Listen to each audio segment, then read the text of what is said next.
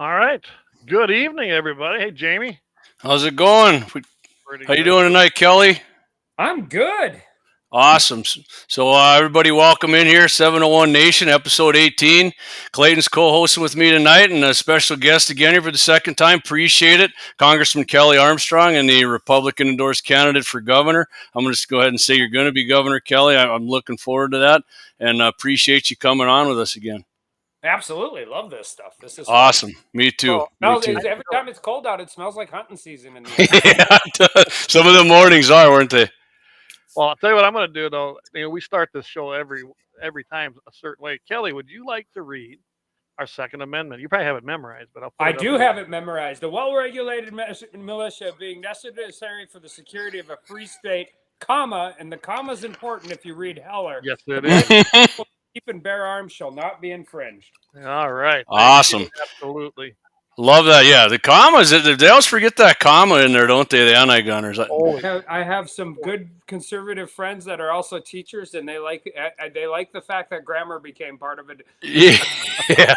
And I was a guy who wasn't very good at English, and I can even understand that one. So I've watched a lot of your committee meetings when you're on C-SPAN when they have it on there. And trust me, I know you know what it means. Yeah, awesome job when you do that, by the way. It was Clay posted that one there, and you were on there with Jamie Raskin. I love it because I can't say what I think of that guy. It wouldn't be very nice, but yeah, I appreciate what you said to him there. So Jamie Raskin is obviously incredibly liberal. I will say this: he's on the right side of civil asset forfeiture. So there's been a couple times where him and I have been in real fights in committee hearings, and I'm like, this was when they were in the majority and we were in the minority, and I'm like, you guys ever thinking of moving your civil asset forfeiture bill? So it's interesting. So there's weird places where more libertarian-minded Republicans and like real liberals come together, and there's not a lot of those places, but like that kind of stuff is sometimes we work together on that stuff. So it's just like when the NRA used to join. We got joined either by them or we joined them, and that was with the ACLU, and it was interesting because usually they were never on the side of where they should be, but sometimes on Second Amendment issues they joined the fight. So yeah, like on some of that, like on the like some of the like financing and trying to come after a backdoor. You know, when you're dealing with these issues and issues that are important, I'll work with anybody. So. Oh, absolutely. Well, and they knew too that if they could do it to the NRA, they could do it to them as well. And so then they jump on board and say, hey, we got to fight this now. Now we don't want it. But always fun. All right, so I'll tell you what, guys. Let's get into it right away. If you didn't catch it, Kelly was on with me last Friday when filled in for Michael Bell. Had a pretty good show there. And right before you left, Kelly, we were kind of talking about EHD, right, and CWD, and we didn't really. I mean, what's your stance on that? I mean, do you think we're doing the right thing by banning baiting here in North Dakota? Is that helping at all, or what? I mean, you've talked to a lot more people than I have about it. No, yeah, I mean, I've spent 6 years in DC looking at this. There are more deer in Wisconsin today than when they first discovered CWD. I think that if you are going to have baiting discussions, like the size of how much you bait, any of those issues, proximity to your neighbor's fence line, I think all of that is a worthy discussion because I think there's real issues with some of that stuff. But I think they're policy discussions. And I think if they're policy discussions, they should be legislative and not regulatory. And I just give you a perfect example. I mean, Marmouth down. It's going to be interesting to see the results of this from when they tested because you're going to have more mule deer than whitetail, I think is what you'll end up seeing. I don't know that, but I think that'll be right. But I do know this, the way it's drawn now, I have land south of Dickinson, which is technically legal to bait in. And I have land south of Richardson, which is illegal to bait in. And I know which one's closer to Marmouth.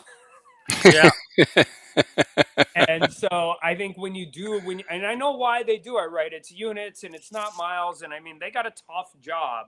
But I think when you make decisions like that, then you end up losing credibility with a lot of the people you're trying to deal with. And I think the reality is we're going to deal with chronic wasting disease. And I'm not sure. Two things I know, particularly from bow hunting. One, you don't shoot big deer over bait.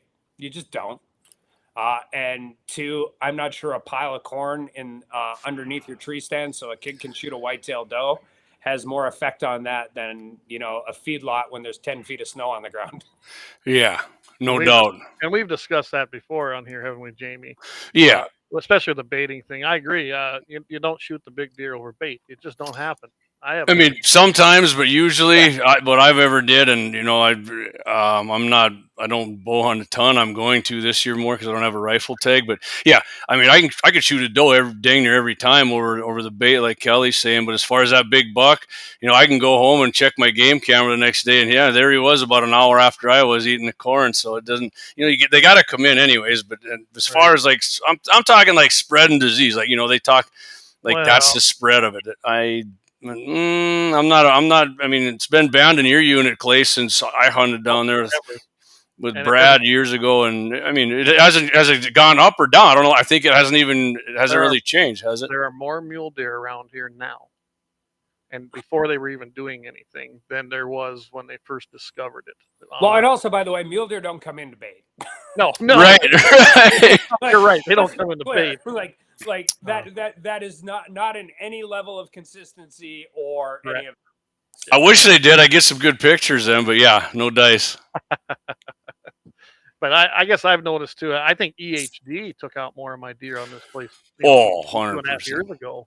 So EHD is one of those frustrating things because it can wipe out an entire herd, right? You go around Bismarck, particularly those areas.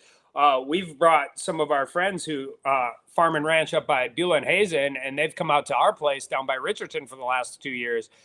What scares me about EHD is you can lose an entire generation to hunting. Because if you really lose your whitetail herd, you're 5-6 years away before you're really going to want to put pressure back on it. Oh, yeah. And I do think, people get really frustrated, but like when the game and fish cut way down, I mean, you had both sides, right? It's a game and fish. So no matter what they do, somebody's going to be mad at them. Right. Either like you cut too many tags or you shouldn't have allowed any tags. And, they do a really good job trying to do that. And it's not unique to North Dakota. Somebody's really going to have to convince me on the science of baiting is actually slowing down CWD. So. Yeah, I am with you on that. And I'll tell you this right now with the HD and how it took I took my whitetails out. That was about 3 years ago, about 2.5. They're just starting to come back. The mule deer moved in heavier. I know that was one of the reasons I got a bump in mule deer around here, which is not hurting my feelings any. I love to hunt mule deer too. Yeah. I mean, I had some big whitetails here and some really nice genetics. They're coming back. I saw some decent bucks this year, so it's good to see them start. But yeah, I got 2 or 3 years before I really feel like my whitetails can be hunted again, honestly. Yeah, they're not coming back really at our place. I mean, there's a few more, but it's It's depressing. I mean, I'm a big mule deer guy too, but I sure do like to see them whitetails around as well. Whitetails will come in. They always do. They're not quite coyotes in their resiliency, but right? Like I think there's, if you're talking about deer population and all of those things, by the way, I think predator control, particularly deep snow years, I think deer do pretty okay against the coyotes. I think young deer in deep snow don't. And I think that, and that's before you get into pheasant, grouse, partridge, and all of that stuff. Oh, absolutely. Yeah, I kind of always felt 3F2 down here. That's my unit. It's huge. And there are so many. I think they need to split it, honestly. You get to this side of it, it's a complete different landscape than it is close to the river. I mean, it's just not even, it's night and day. And I think when they try to manage that, I mean, what was there, Jamie? Something like 1,700 additional leftovers. Yeah, it was an insane amount. Like Clay and I figured they're doing that just to kill them all off like they did up by Williston a few years ago. But yeah, and I think also you get along the river, there's probably more deer. So I really think the unit should be looked at as probably, maybe if they really want to try and manage it, maybe they need to split it and get it more into a, you've got your river bottom and your farm areas versus the ranching areas out here. But Jeb wasn't very receptive to that when I brought it up. You guys know what industry had more to do with, and this is 30, 40 years ago, like the mismanagement of whitetail herds nationwide than anything? Nope. Who? Auto insurance. Oh, really? Because of the accidents. Virginia, Pennsylvania, all of those. Yeah. Car insurance companies 30, 40 years ago were actually lobbying basically to eradicate whitetails. I suppose. It's weird. It's how you think. I mean, how you don't think of things like that, and all of a sudden you got, I don't know who it was back then, Aflac or whoever 50, 40 years ago, but they're like lobbying state legislators to hand out more whitetail. I never even thought about that, but yeah, they probably cost them millions of dollars every year in collision costs. Yeah, it's funny you say that because tomorrow actually I'm going to be filling in for Clay with Mitchell in the morning, and in Sheridan, Wyoming, they got too many deer now. They're giving out bow hunting tags for the city. So if you're on the radio tomorrow morning, 8:15 to 9, I'll be on there. That might be my retirement plan, like inner city bow hunting. We'll help with some of that stuff. So. Yep. There you go. There's my buddy, cousin Dave down in Georgia. There, he's got the 3 deer on there. There's a lot of deer running around Georgia, I bet, with all the trees. George, the guy on there. All right, I wasn't sure who that was. James. Yeah. Good to have you here, David. I see he also liked our Rumble page. So yeah. Brian said he's finally got us on next too. We want to get some of them comments, Clay, and see we got everybody joining us. Yeah, I mean it's Josh Patterson. He said, "Hey, what's up?" We got Brian Warner. Hey, good evening. Eric Newman's down there in South Dakota. Paula, you might know her, huh, Jamie? Yeah, maybe. Kelly on here tonight. One Shot Cap says, "Good evening, Patriots." Corey says, "Just leave some alfalfa bales in the field and have a bad winter." And I know what he's talking about. The whitetail. And Brian, he found us over on X as well. And then, of course, David. So, yeah, good to have everybody. Awesome. Yeah, so we also, you guys got anything else you want to add to that one? No, I just think, when you're doing that stuff from a regulatory side, it's really got to be based on science. If you're making those big time policy decisions, it sounds weird when you're the guy in charge of all of it, but I served in the state Senate and I've served in Congress. When you're making massive policy changes, the people who got elected to make policy are the ones who have to make those choices. Doesn't mean I won't advocate for something and defend my agencies and all of those things. But I really hope, and you guys can call me out on this, if we're fortunate enough to win, and 3-4 years from now, if I've decided I think we should be legislating from the executive branch, I'm going to be mad at myself. Awesome. I will say this about CWD. I think that some of the crazy, I don't know if crazy is the right word, but I think when the money started coming back from the piece of legislation that went through Congress, I think worst vote I ever took. Yeah. It's I think that's when we saw some of the stupidity coming out, because then they chased the money, as anybody would. They chased the dollars. And some of the research I've seen come out of Texas from the actual deer farmers down there, the guys that raise mule deer and raise whitetail as their livestock business, I'm telling you, man, they've got some great things out there about CWD and how to treat it. That I know our Game and Fish won't even listen to it. It's unfortunate, but it's a tough job. Everyone hates them, no matter what they do. I get that. There's always people pissed, and you know that. And that really is true. I mean, we have some great fisheries. We do a great job with fisheries. I have colleagues who like to hunt and fish in other states, and we are so lucky and blessed here. Yep. Like, we just really are. And it's a little like everything else. Nobody ever when you're in that kind of job, nobody ever calls you and says, "Hey, great job." Good job, way to go! A few times I have, but it's usually more of a bitch session for me than a "Hey, good job." and it's a tough job, and it's really important to our state. It's managing those resources is hugely important, and it's from waterfall fights to pheasant opener fights to tag lights to slot limits on fish. I'm not even a big fisherman, and everybody has an opinion on that stuff. Oh yeah. I can tell you, I'm not a fan of them because I can't see the scientific results.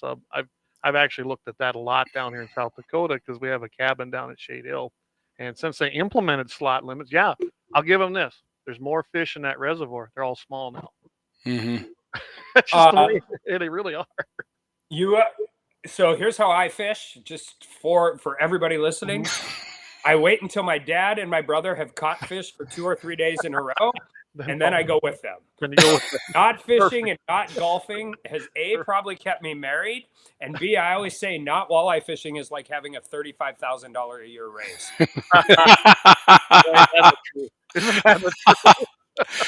Oh yeah, some people will say that about deer hunting too, but I just straight out tell them, man, it ain't about the meat 100%. It's about the whole experience of it. So there you go. There's my buddy Trav. He's a big fisherman there. What do you say? We all love to bitch and compare to the neighbor when it comes to fish and game. Yeah. Well, Kelly, you know that, Kelly.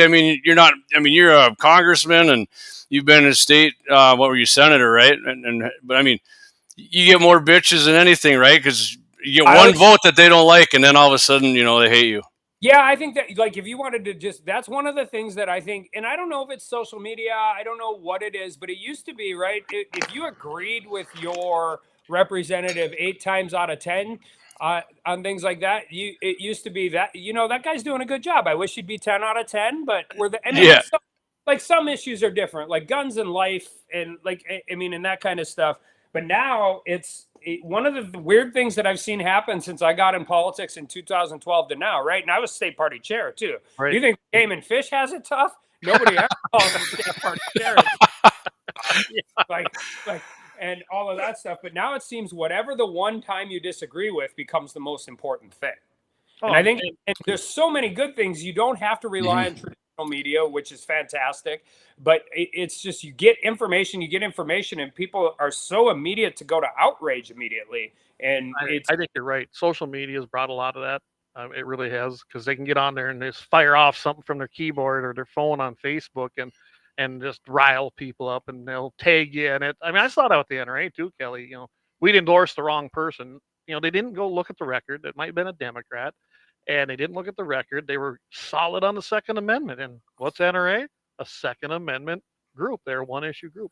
And then just blow my phone up or blow my email up. And I'm sure you've seen that too. Yeah, so I really hope that squares around. There was some stuff in the middle of that, and they've had some internal stuff, not what the New York civil attorney generals tried to do to them. But it's important to have those groups, and it's important to have them have the credibility they need. And when they have internal problems, it's bad for all gun owners. Well, I don't know if you guys ever watch, not that I'm shilling for them, but Midway's, I do like Midway USA, but they had, they got their Wednesday night at the range on the Outdoor Channel. NRA actually had a commercial last night with the new president on there. It was speaking directly to people about where the funds are going to go and how they're going to use them. And as much as I liked Uncle Wayne, and Uncle Wayne took a lot of arrows for every gun owner there, and but he did mess up. So and now he's rightly out, I guess. And so hopefully the new NRA is doing it. But like Clay and I always say, Kelly, the NRA, no matter what, they did lose some members, but they're still the big gorilla in the room, and they wield the big hammer no matter what anybody thinks of them. I always find it easy in North Dakota. Like, National Pheasants Forever is not always great. Whatever, the local chapter in Bismarck's great. I don't care whatever is going on with the NRA nationally. Dan Brown run the Friends of NRA banquet, and we come hard for it. I don't have to trust Wayne Lapeer to trust Dan Brown. And, that's right. And always that program, and just like you knew it, most impact. That program there, especially the Friends of NRA, that's what I was in charge of. And then all that money, some of it had to go to the National Friends of NRA Foundation, but most of it stayed right here in North Dakota. And Jamie, you were a volunteer. We got to see that money, spend that money, and help out organizations across the state of North Dakota. That's what was so great about that. It stayed right here. Yep. I'll tell you what, Clay, Josh Patterson's got a comment here. He said, I called and emailed Game and Fish a month ago about some questions, and they have yet to respond. But they also sent me to Jackie's voicemail, so not surprised. She about as worthless as they come. I don't know who Jackie is, but I don't either. I don't either. Yeah, okay. I hate to hear that, but should we want to hit our first break here, Clay? We're 20 after. Let's take a break. Pay some bills and thank some sponsors, and we'll be right back. Yep, let's talk some gratis tag. I'm from the Athlete's Foot Bandit. Brother, hey, can you get my demo tape to somebody? Lauer Auto Repair, located at 309 South Washington Street in Bismarck, North Dakota. Give them a call at 701-258-6308. The team of mechanics at Lauer Auto can take care of any problem your vehicle is having. And when you do business with Lauer, you can be assured you're doing business with a pro Second Amendment America First repair shop. There are plenty of other auto repair shops in the Bismarck-Mandan area. But why take a chance at patronizing a shop that might not have your beliefs at heart? Make no mistake. Lauer Auto is your pro Second Amendment repair shop. When you talk to the guys at Lauer Auto, don't forget to tell them that you heard they are a sponsor of Guns and the 701 and that you appreciate their support of our pro Second Amendment, pro North Dakota live stream and podcast. That's Lauer Auto Repair, 701-258-6308. 701-258-6308. Located 309 South Washington Street in Bismarck, North Dakota.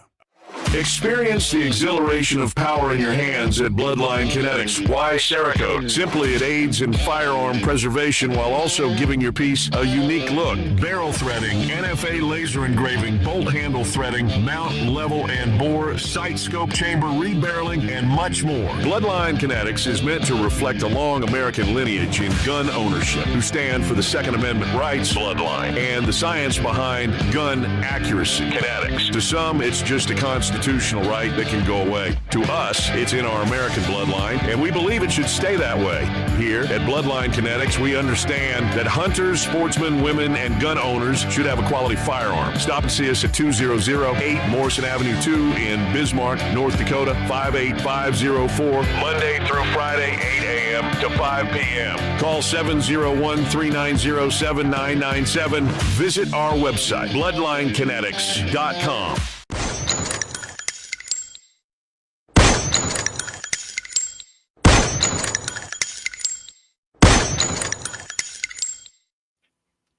All right, welcome back, everybody. Thanks to our great sponsors. We can't do it without them. And make sure if you go into any of our sponsors, tell them thank you and that you've seen it on Guns in the 701 and you appreciate their support of a pro-freedom, pro-Second Amendment North Dakota podcast like ours. So thank them and let them know that you saw it right here. Yes, sir. That's awesome. That's awesome, man. So, all right, Kelly, I sent you a text the other day about gratis tags, right? Yeah. Yeah, so my opinion on a gratis tag is I think if you're the landowner, you should be able to just give that tag to anybody in your family that you would like. And I think you didn't really agree with that one, right? Or did you? As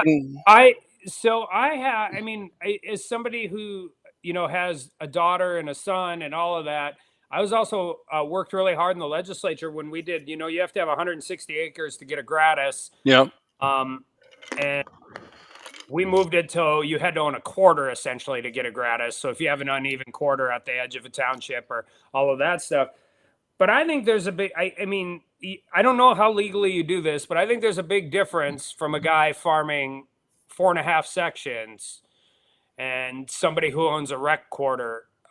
And both of those, everybody has the right to do their own dirt. And I think, it's always been one of those things that frustrates me, and how you deal with that. I'm not entirely sure that I like the way we do our landowner program. I think it could be better. I want to make sure people who are, they might be the state's deer, but there are a lot of farmer and ranchers all over the country that are giving them room and board 365 days a year and deal with one, provide the habitat. I mean, you guys know a ton of people who manage their property for wildlife, not just to maximize every square inch of profit.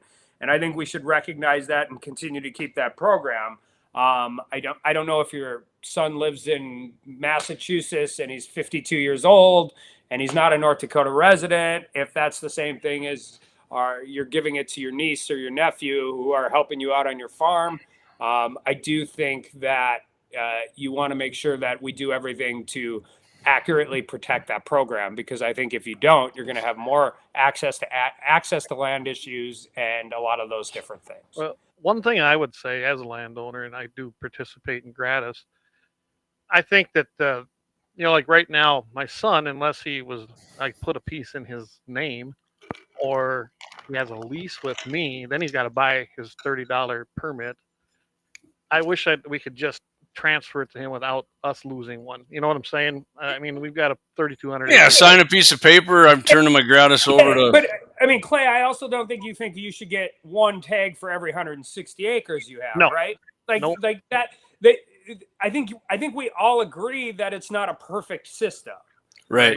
If you're ranching 6,400 acres and you get one gratis tag and it's in a family operation and you've got a brother and 2 kids and your brother's got 3 kids, it seems odd that that's the same landowner participation rate for hunting as your cousin who lives east of Bismarck, who owns the 160 quarter next to you. Like, I think everybody recognizes that's not the ideal system. No, it's not. And I mean, but we work also with it, how do you metric that before you end up having 97 different things fall off, the wheels fall off? Well, and like I saw down in I've seen this in other states, you'd see some of this land that was in trusts, and then the trusts would want to get the maximum amount. And no, I'm not for that.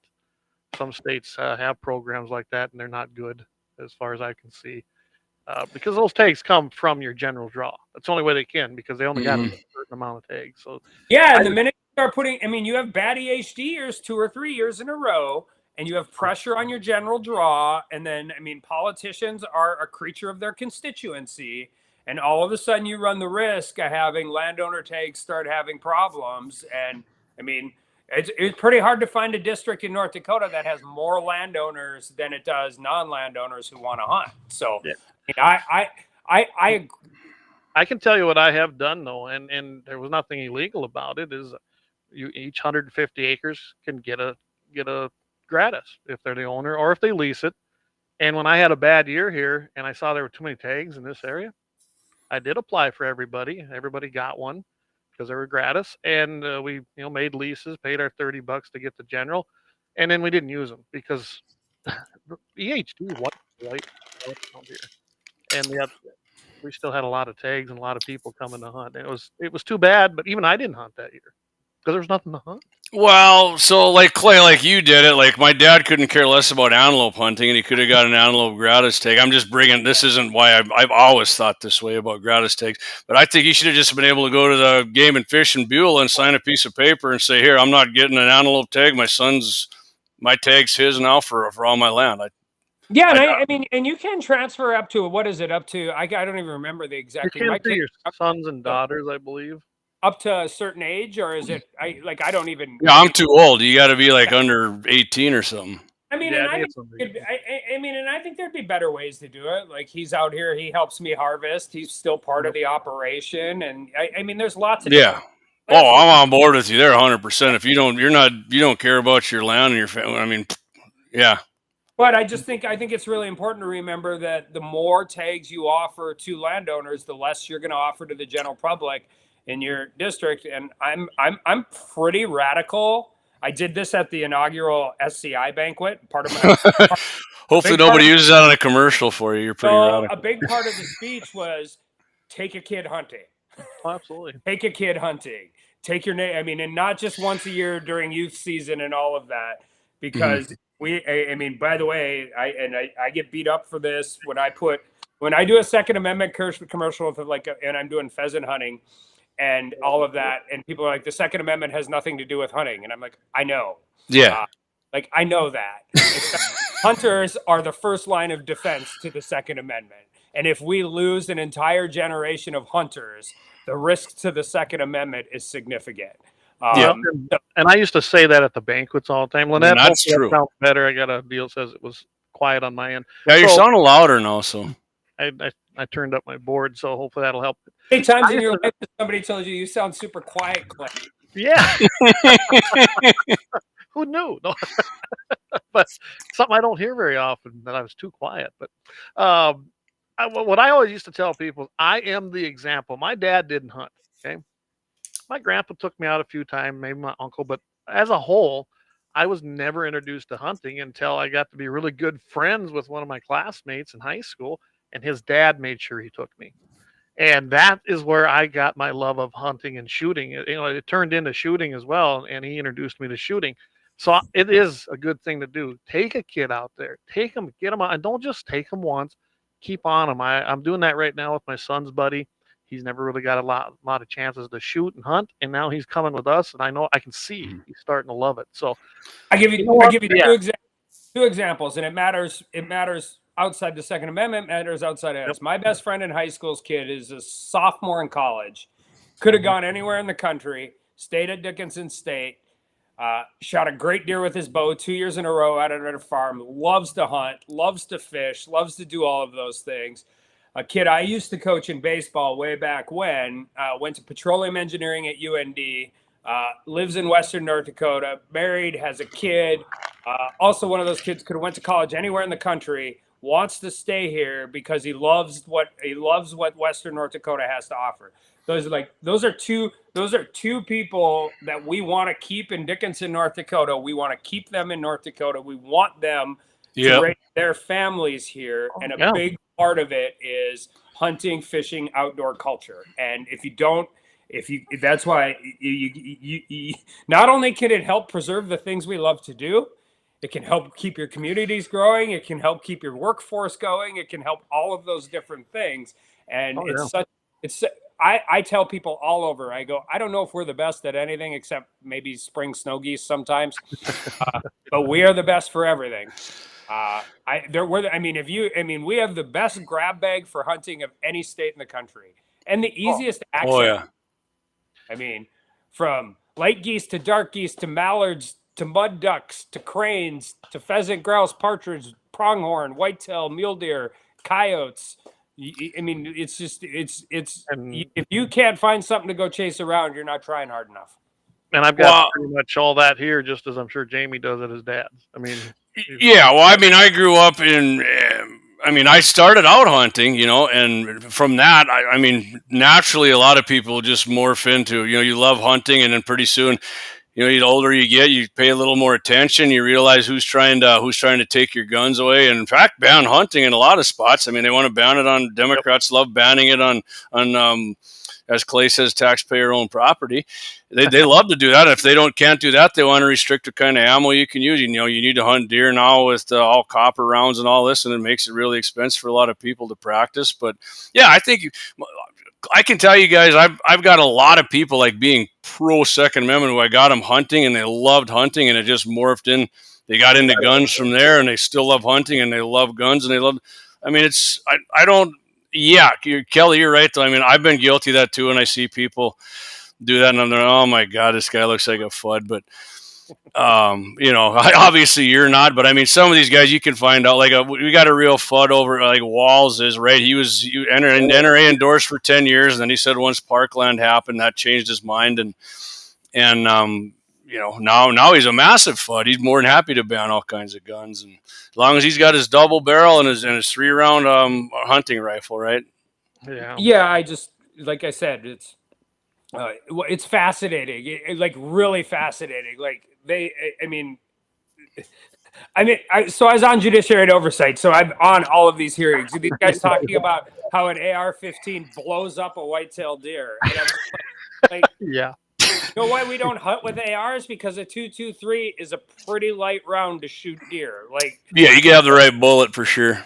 And only moving about 3,200 feet per second, maybe. Not out of an AR even. I mean, you get a 55 grainer, it's 29 probably. 29, yep.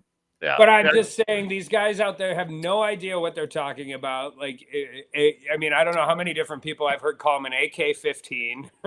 Like, yeah. You show them a picture of a Woodstock Mini 14 and an AR-15, and they'll be like, ban that one, but not that one. Really great, guys. Good.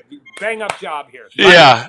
Nice research. I was born with a 300 rum, which is a Remington Ultra Mag, in one hand and a fishing rod in the other. Eric, I believe that. And Eric's dad is the one. So I have a question, Eric. Do you have a flinch?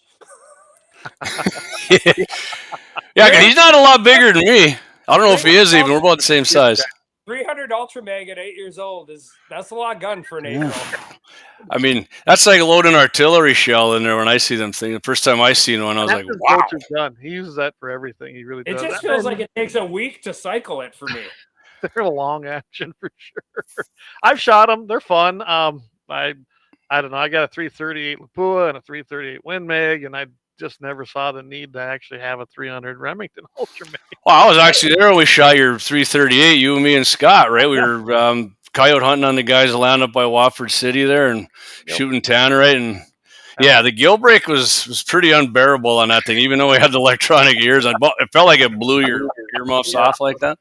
Sometimes going big isn't. You got a suppressor now, don't you? I know my buddy Axe does, and we shoot that without ears on it. That thing is unbelievably quiet. Have you guys bought a can lately? Yeah, 2 of them. It's running around pretty quick right now. 3 days it took me at Mandan Sporting Goods. 2 of them, a 22 suppressor and a 30 cal. And that's if you do it electronically and you don't have it put into a trust, right? Yep. Yeah. Go ahead, Kelly. I was just looking at this new Nosler one, and it's 2 inches shorter, and like I mean, I'm sure it's decibel level still probably a little higher, but I mean, for a hunting application, it looked. I was gonna go talk to a guy. I can't remember what's their name, Affliction or Affinity in Bismarck. I saw them at the SCI thing. They're building rifles, so I was gonna go down there when I find 5 minutes off. I mean, I'd recommend Bloodline Kinetics, but yeah. Right. Cool, I can go there too. Yeah.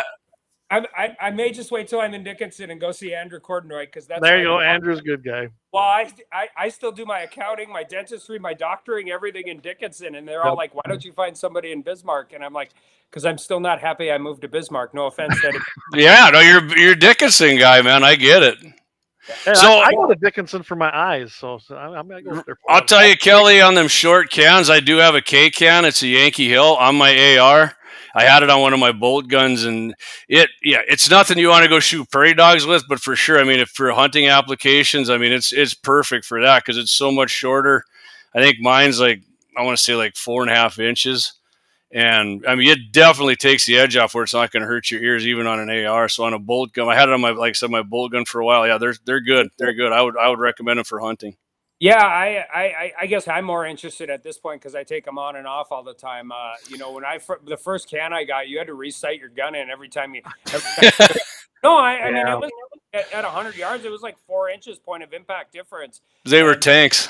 And the last 3 I've gotten are, I mean, you might have to do 1 click for windage or 1 click for elevation, but they're come a long ways. On, yeah, absolutely.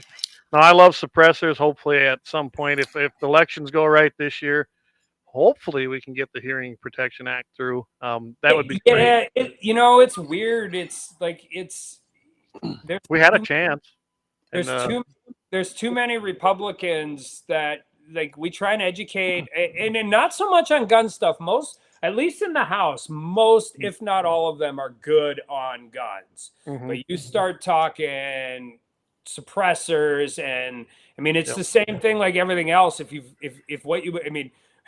if if you've never used one, you've never been around it, you've never understood it. I mean, I think they're a safety issue for teaching kids how to shoot. Oh yeah.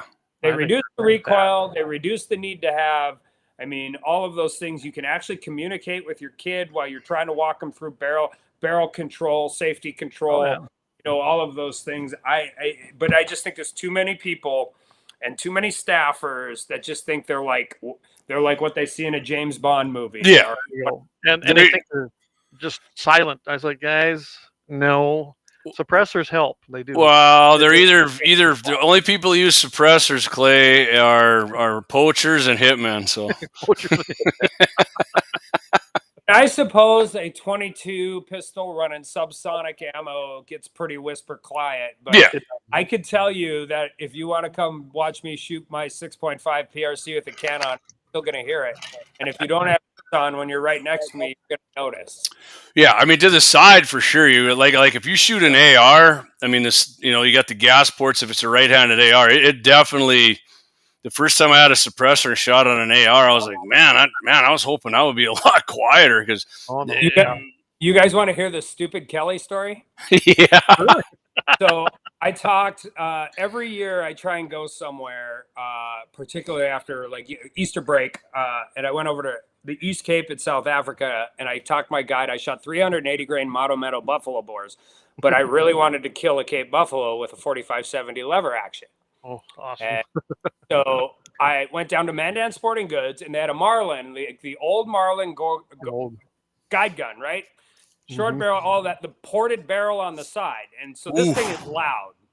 And so 90 yards, shoot my Cape buffalo, probably dropped my gun a little bit. So instead of a double lung, it actually was a hard shot. Like everything was like really good. Awesome. But he's with 12 other bulls, and we're just kind of out in this prairie grass, so there's no trees. So, I mean, you all know that when buffalo smell bulls or smell blood, they all get adrenaline. Yeah, they go crazy. They start circling around us, and they get a little closer comfort. Nothing dangerous, but they're closer than they used to be. So my guide is like, shoot your gun in the air. And I'm like, okay. So we're just walking, right? And I put my gun on my thigh, shoot the gun in the air, but I'd taken my ears out. Oh. And I had that ported barrel like this far from my ear. Brutal. I thought I blew my eardrum out. I dropped to a knee. It hurt so bad, like so unbelievably bad. So I was really excited about shooting a Cape Buffalo with a 4570 and did one of those stupid things you do in the field because you're not thinking. Yep. Yeah. So I mean, do you think your ear probably is permanently damaged? Do you think it's any weaker than your? No, I don't. But I had ringing in my ear for about 6 days after that. Oh, yeah. I'm pretty really, I used to help my buddies guide pheasant hunting down south of Regent. And I'm pretty religious about hearing protection. And some of that's because my dad and my uncle and those guys who never really did hearing protection. It's my ears hurt when we're trying to have a conversation at this point in time around a kitchen table. And if you're shooting, I like make sure my kids have glasses on, but that's not, if we're hunting, I make them have them on for sure. But I always make sure they've got something in their ears because it's once that goes, it's still really hard. So do you got a suppressor for that 4570 now? I haven't done that yet. I've got two 4570s. I just bought that 405 Winchester, Bad Medicine, and then of course I ordered more ammo for that sometime in the hopefully for my son's graduation. I want to take him over to Africa, and that gun will awesome. Come. So because you can use the Teddy Roosevelt Bad Medicine lever action. Yeah. So you don't reload for that, is what you're saying? Yeah. So it's really pretty, but it's still going to get used. So now you can use suppressors in Africa. I actually I can't remember one of the guys we follow. He's down in Texas, but he was going over there, and I asked him if he can use suppressors, and he said, "Yeah, you can." So weird thing, you can use them in South Africa. You can use them, but you can't take them with you. Oh, really? They all use them. You can't bring them in, but you can use them. But the other answer is they could drive you to a gun store, and they're cheaper. How much is it? Counter, but my guides had them, so we used them. Yeah. Most of those, it's getting so much harder to fly with guns. Yes. And So it's a lot of guides are kind of up in their their rifle games and make it as easy on people as possible. But even if not, I brought my own gun, but I use their suppressor. Mm-hmm. Awesome. So what kind of, I mean, are they, how's their, so what, in your opinion, how are their suppressors compared to the American made ones? Just as good, or are they louder or crappy? So the place I was at, they, the two reasons I went is one, because they worked with, the Gunworks guys go over there. And so they do some long range shooting. And then they're also really, I don't care that they give a discount. Like they gave like, no day rate for kids under 16. I don't care about the discount so much, but the fact that they offer it means that they care about taking kids hunting. Mm-hmm. And as you all know, when you have a 12-year-old or 13-year-old son, the last person he's ever going to listen to is his dad. Also, side note, my daughters are the same, trust me. Do not send your son with the owner of the establishment the year after COVID. I had to call a couple timeouts in the middle of there. I'm getting pictures of like, okay, it's noon and you've shot 4 animals. That's a little piggish. Let's stop that. Shoot some baboons. I heard it's like shooting prairie dogs.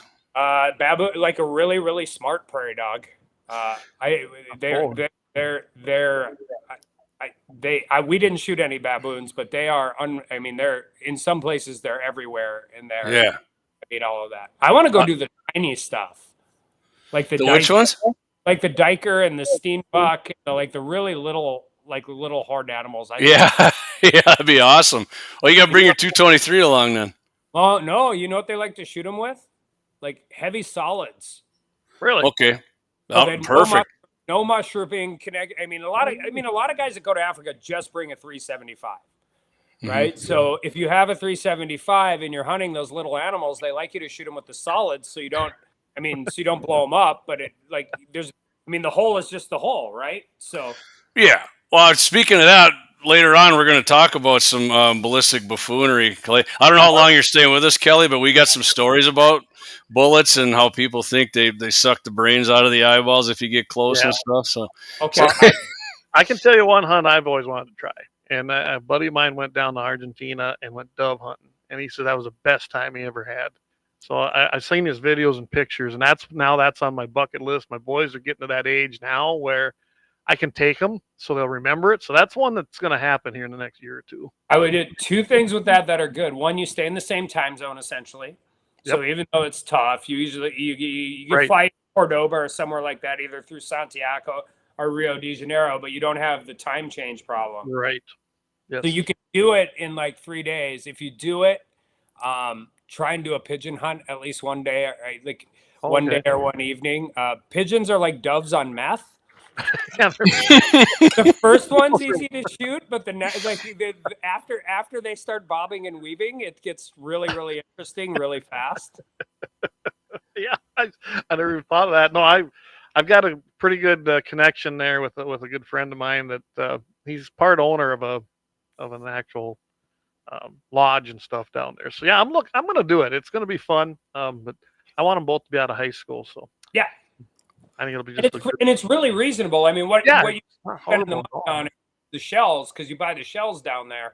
Yep. But you don't care. I mean, I like doing it, but I'm not trying to stack up 20,000 rounds a day. I'm like that. I'm not that mad at anything. So. That sounds painful. That actually sounds painful, even with an auto loader. 20,000. Yeah. I got no meeting. All right. So tell you what, Kelly, how long we got you? We got to hit another ad here. Yeah, you can. All right, so let's come back. I have no staff with me, and my wife doesn't get home until midnight tonight off a plane. Perfect. Okay, so you guys are bored with me, I can hang out. I'm waiting for Roz to send me a text. I know when she came into Cape Fire, I looked at Todd and I'm like, uh-oh, here comes Roz. We screwed up, Jamie. We should have went up to I should have come up to Bismarck. We should have went and set up at Kelly's and just had a hell of a good time. Let's get it done, man.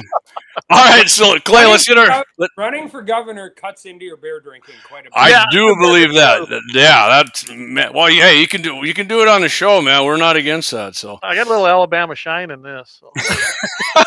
All right, Clay, let's hit our big ad and we'll come back. Are you guys ready to hit on what your favorite wildcat is? Sure. I think we all got the same one, but yeah. I think all we right, do. We'll be right back here. Let's hit it. All right.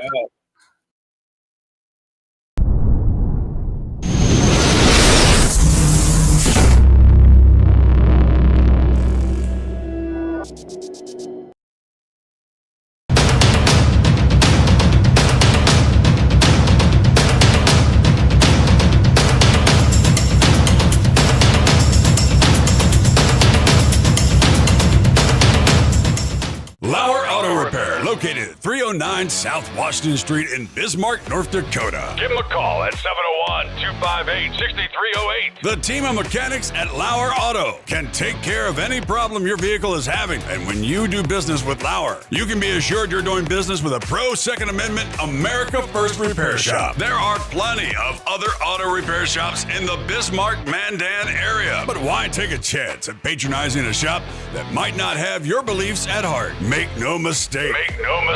Lauer Auto is your pro Second Amendment repair shop. When you talk to the guys at Lauer Auto, don't forget to tell them that you heard they are a sponsor of Guns and the 701 and that you appreciate their support of our pro Second Amendment, pro North Dakota live stream and podcast. That's Lauer Auto Repair, 701-258-6308.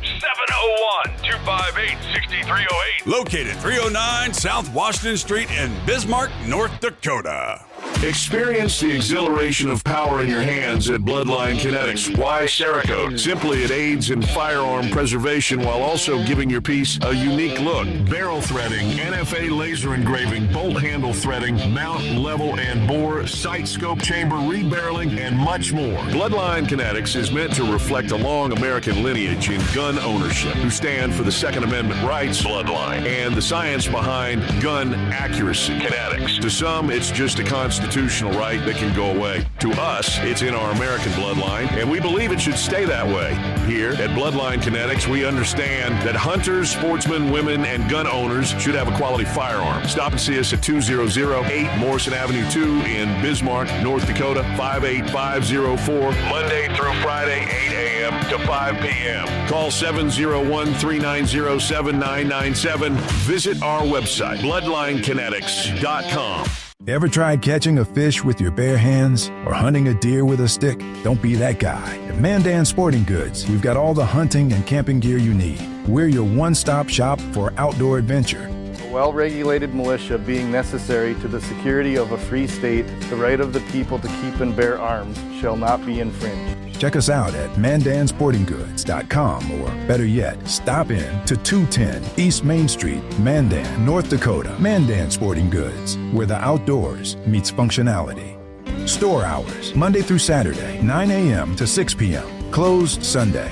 Take up arms at Mandan Sporting Goods. Your adventure starts here. Looking for the best gun gear for every and any situation? Little Angry Man Arms LLC has you covered. Top-notch guns from top-name brands like Winchester, Glock, Sig Sauer, and Ruger to essential extras from Magpul's, Streamlight, Hollow, Sun Optics, and more. Little Angry Man Arms LLC have everything to make your shooting adventures a success. Visit littleangrymanarms.com today and gear up for your next big hunt, competition, or home defense. Don't miss out on our exclusive deals. Little Angry Man Arms LLC, based in Trail City, South Dakota, your ultimate hunting partner.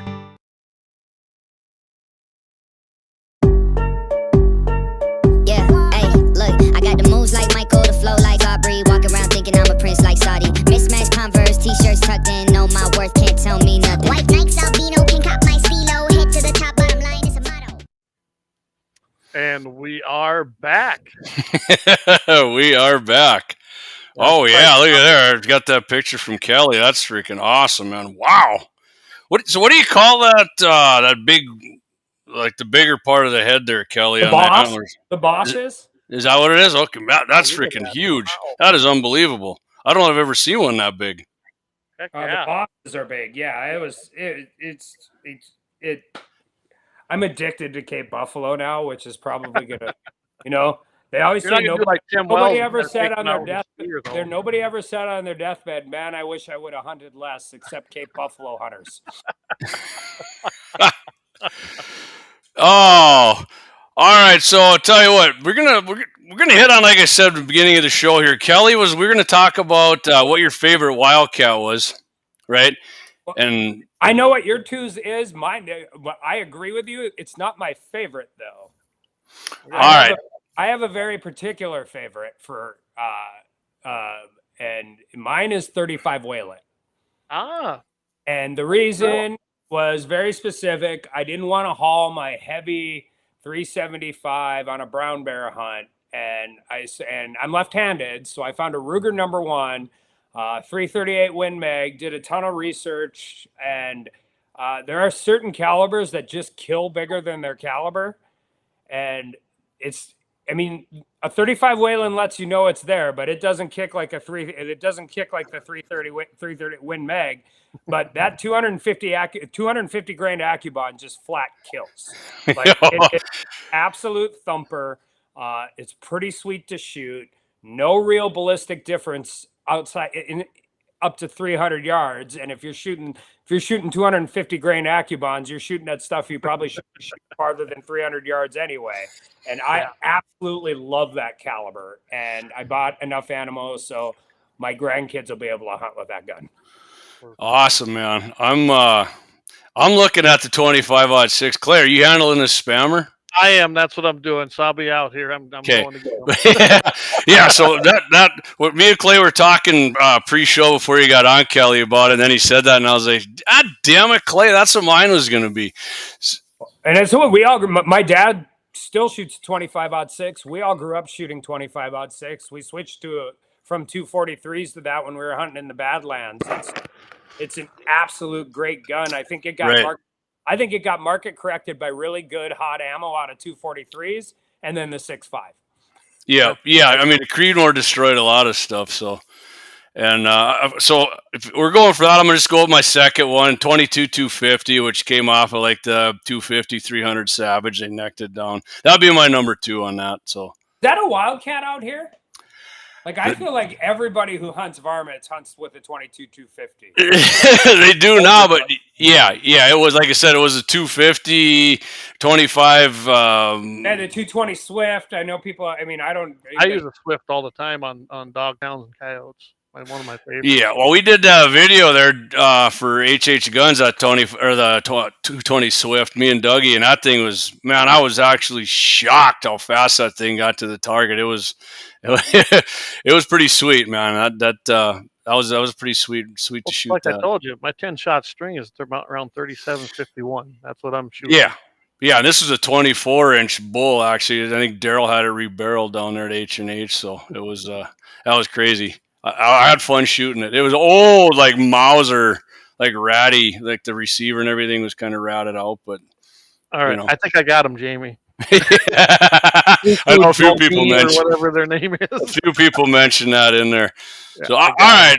So Kelly, I know you missed out on another one too. We were going to talk. I know I got it in on the air after you left the studio, but my favorite Louis Pighoco, yeah. Oh, here we go.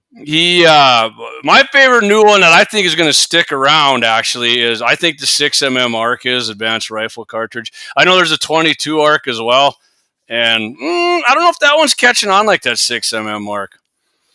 So Creedmoor destroyed manhood too. Just kidding.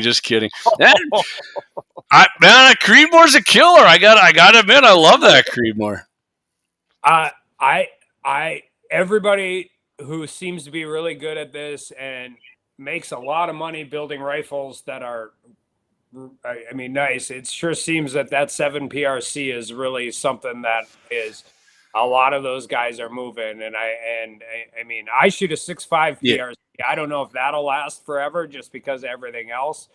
But the 7 PR, I still think a 7 Rem Mag, if you can get it to shoot straight, is it kills everything in the country except maybe a very large, like a Kodiak brown bear.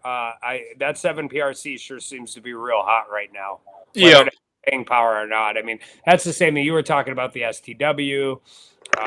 There's a lot of different 7Ms, but I think that, that's also probably a little bit of what killed the 25-06 is when they started figuring out, how to dope. That wind drift was probably more important than drop with a good scope.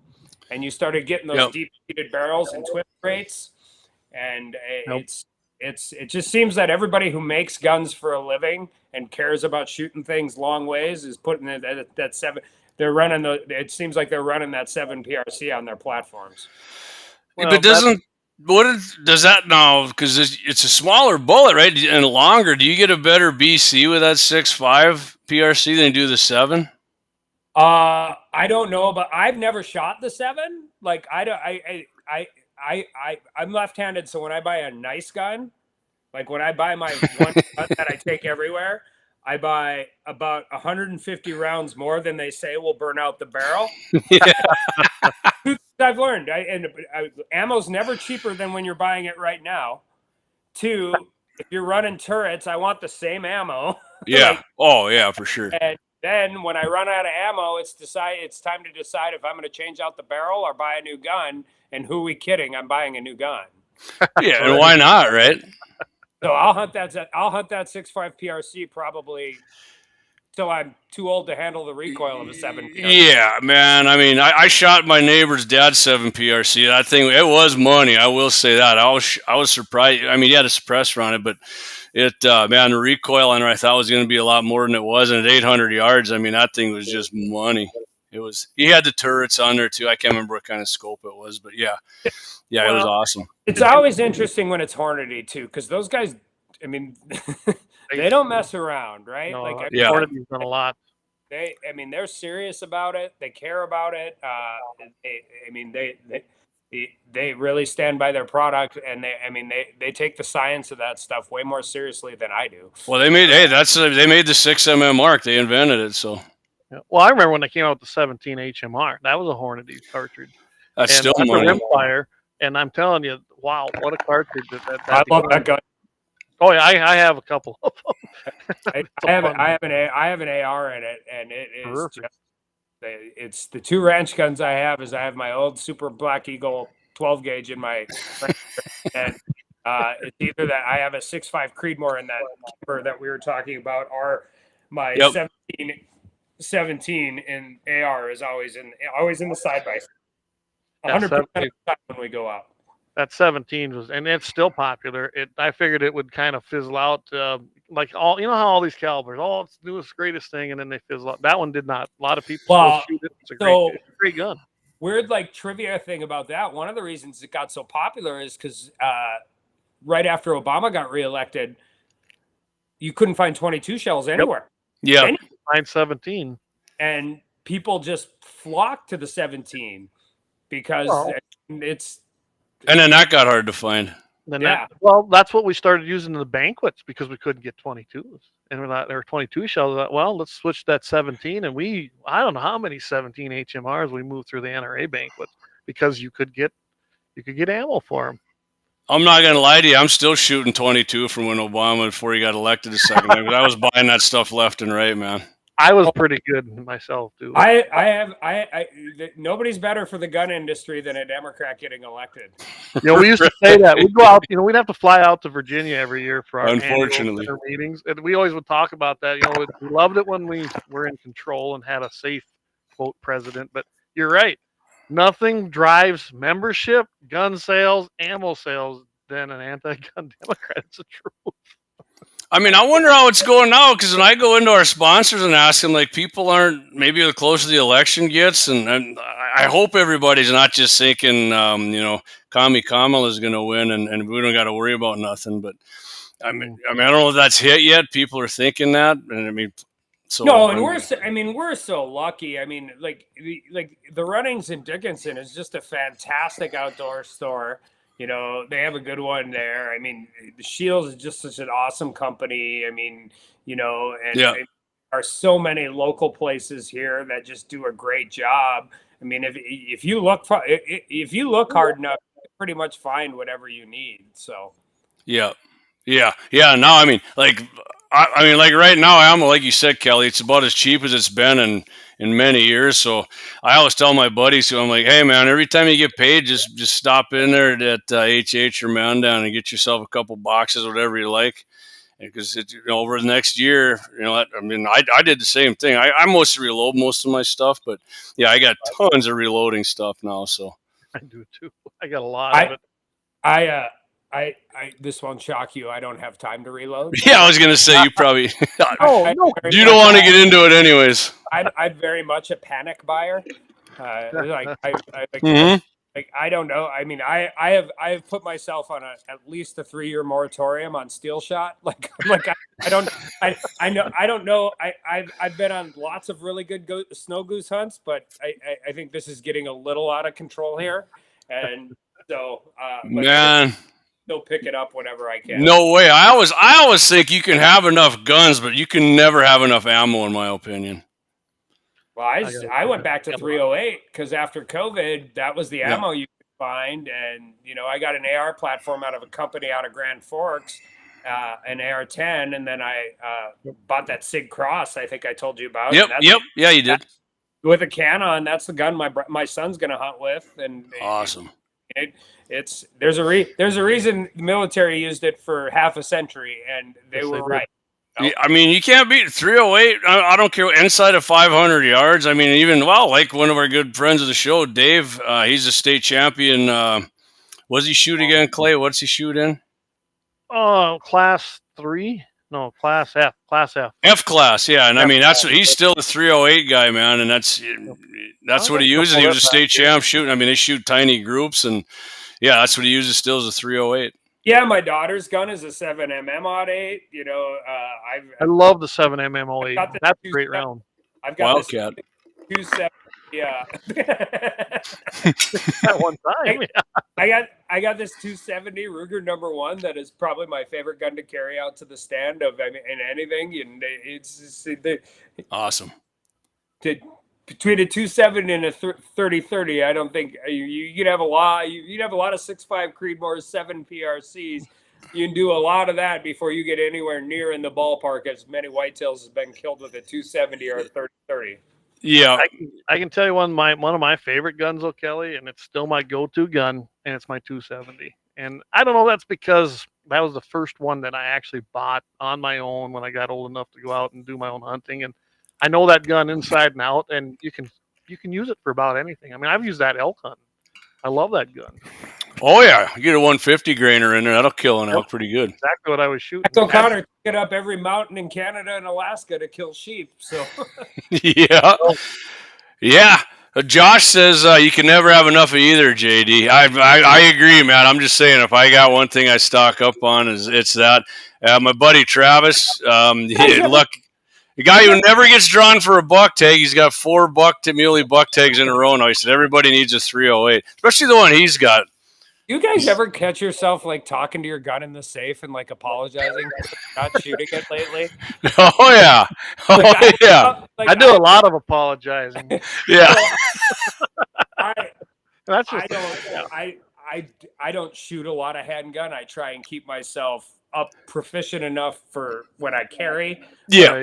I'd rather go to I love lever actions. I love collecting them. I have cheap ones. I have decent ones. I have all of this different stuff. But I it's almost like when you're at home alone and you're talking to your dog and you wonder if you're going a little crazy. I've literally had conversations with guns in my gun shelf. Like, why am I talking to a firearm? It really actually doesn't have feelings.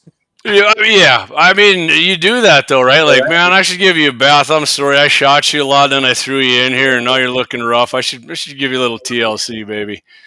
I do that with my shotguns, but I'm pretty religious about my rifles. They're at least having stuff go through the barrel if I'm running rounds through them. Well, so how often you got that 6.5 PRC, Kelly? So how many rounds do you think you got to run through there before you kind of notice a degradation in accuracy, and then you got to clean it? One of the reasons, that same thing with the Creedmoor and that PRC, they're not. I mean, I think that's what I had a 28 Nosler, and it was great to hunt with, but it is not fun to shoot, and it's also hot. Like you're gonna, I mean, 500-600 rounds, your barrel's gonna be gone. Yeah. So, I hate that.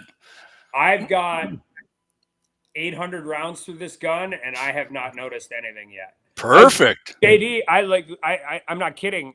When I bought it, I said, send me 150 rounds more than when you guys say the barrel is burnt out. So I'll tell you when it is. That's what I'll run out of ammo. Perfect. That's awesome, man. I love that. See, I love stuff. That's why 308 to me. I mean, I always say the 223 is God's cartridge because that thing will shoot, 15,000 rounds before you start going over an inch, usually if you got a good barrel. Same with the 308, man. That's like a 10,000 round barrel in a 308. I mean, the old guys knew how to do shit. So Gunworks had their 7mm LRM caliber. I think they're moving away from it. But so the guy in Africa that I hunt with, he's 1,000 rounds past barrel life on his 7mm LRM, and he hasn't seen it. He's still shooting.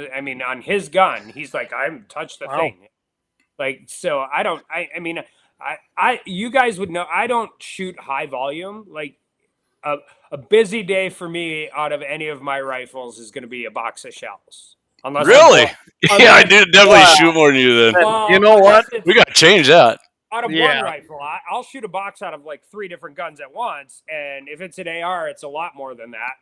Just because they're fun to deal with. Because they're fun, yeah. Well, one thing we know, Jamie, when Kelly's governor, we know he'll be in Bismarck. So we can get him out at 2A day, and we'll make sure you shoot more than the box. Yeah. Well, Kelly, it turns out, one of our sponsors and a good friend of ours has a awesome gun range out to like 1,700 yards just west of Mandan. So I'm sure my gun is capable of that. I'm not sure the shooter. That's okay. It's steel hanging everywhere, man. I am.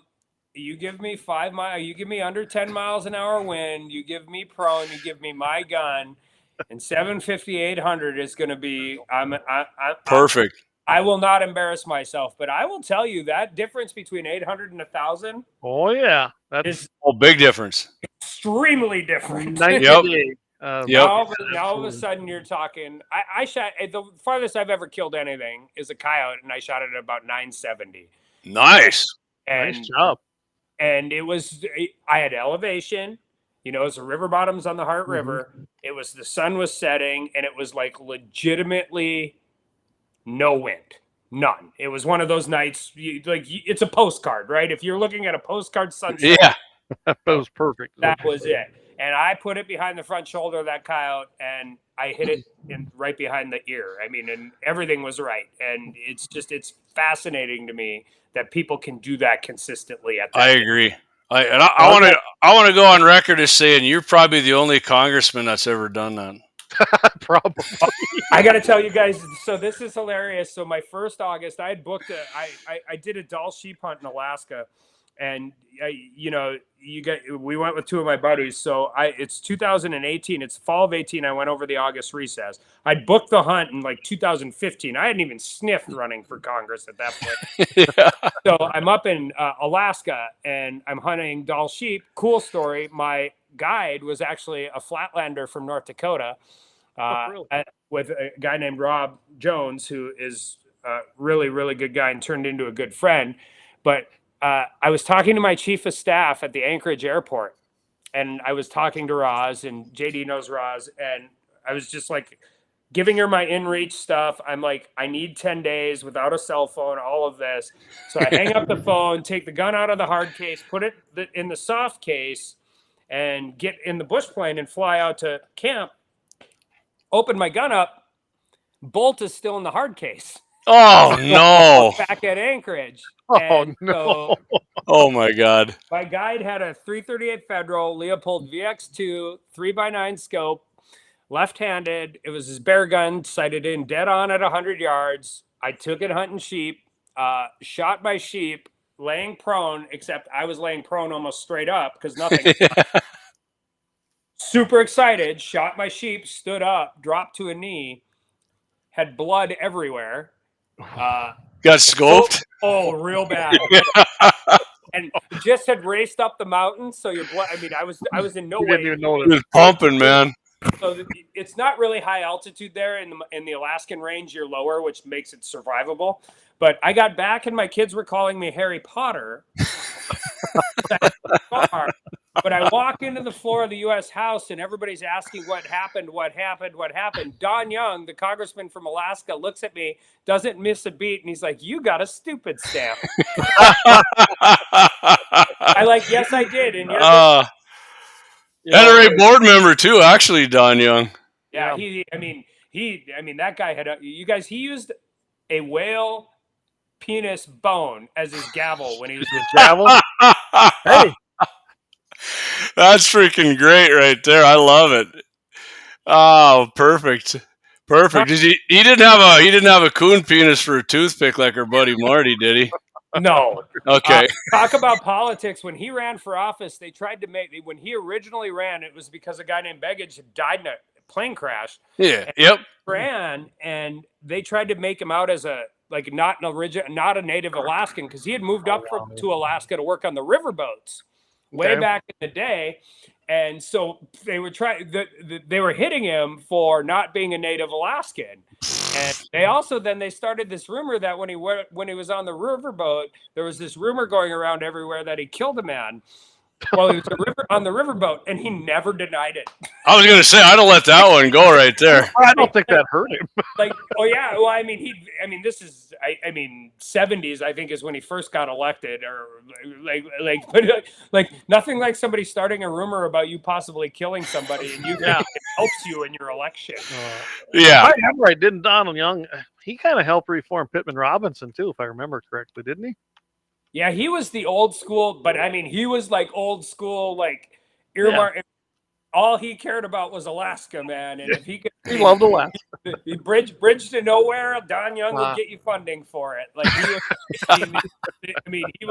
He was very, very much, and he cut any deal anywhere with anybody. Probably except on guns, because he was as good on the Second Amendment as any. Yeah, yes, he was.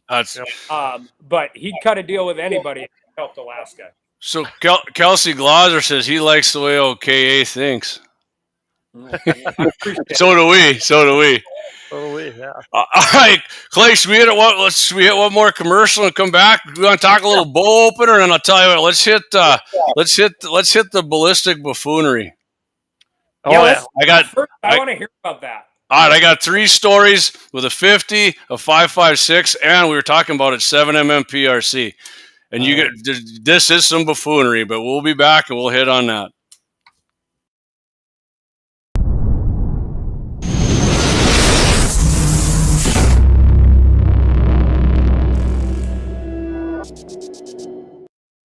I'm from the Athlete's Foot Bandit. Brother. Hey, can you get my demo tape to somebody? Lauer Auto Repair, located at 309 South Washington Street in Bismarck, North Dakota. Give them a call at 701-258-6308. The team of mechanics at Lauer Auto can take care of any problem your vehicle is having. And when you do business with Lauer, you can be assured you're doing business with a pro Second Amendment America First repair shop. There are plenty of other auto repair shops in the Bismarck-Mandan area. But why take a chance at patronizing a shop that might not have your beliefs at heart? Make no mistake. Lauer Auto is your pro Second Amendment repair shop. When you talk to the guys at Lauer Auto, don't forget to tell them that you heard they are a sponsor of Guns and the 701 and that you appreciate their support of our pro Second Amendment, pro North Dakota live stream and podcast. That's Lauer Auto Repair, 701-258-6308.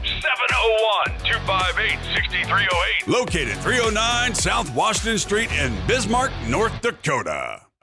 Experience the exhilaration of power in your hands at Bloodline Kinetics. Why Cerakote? Simply, it aids in firearm preservation while also giving your piece a unique look. Barrel threading, NFA laser engraving, bolt handle threading, mount, level, and bore, sight scope chamber, rebarreling, and much more. Bloodline Kinetics is meant to reflect a long American lineage in gun ownership, who stand for the Second Amendment rights, Bloodline, and the science behind gun accuracy, Kinetics. To some, it's just a constitutional right that can go away. To us, it's in our American bloodline, and we believe it should stay that way. Here at Bloodline Kinetics, we understand that hunters, sportsmen, women, and gun owners should have a quality firearm. Stop and see us at 2008 Morrison Avenue 2 in Bismarck, North Dakota, 58504, Monday through Friday, 8 a.m. to 5 p.m. Call 701-390-7997. Visit our website, bloodlinekinetics.com.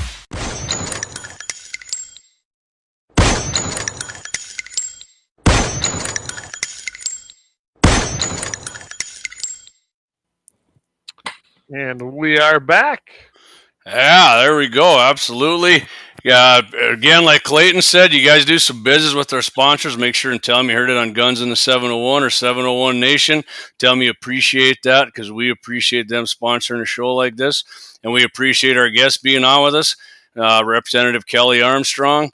Probably, definitely going to be the next governor of North Dakota. I don't see Merrill Peepee Corn beating you. I think we're going to be good to go there.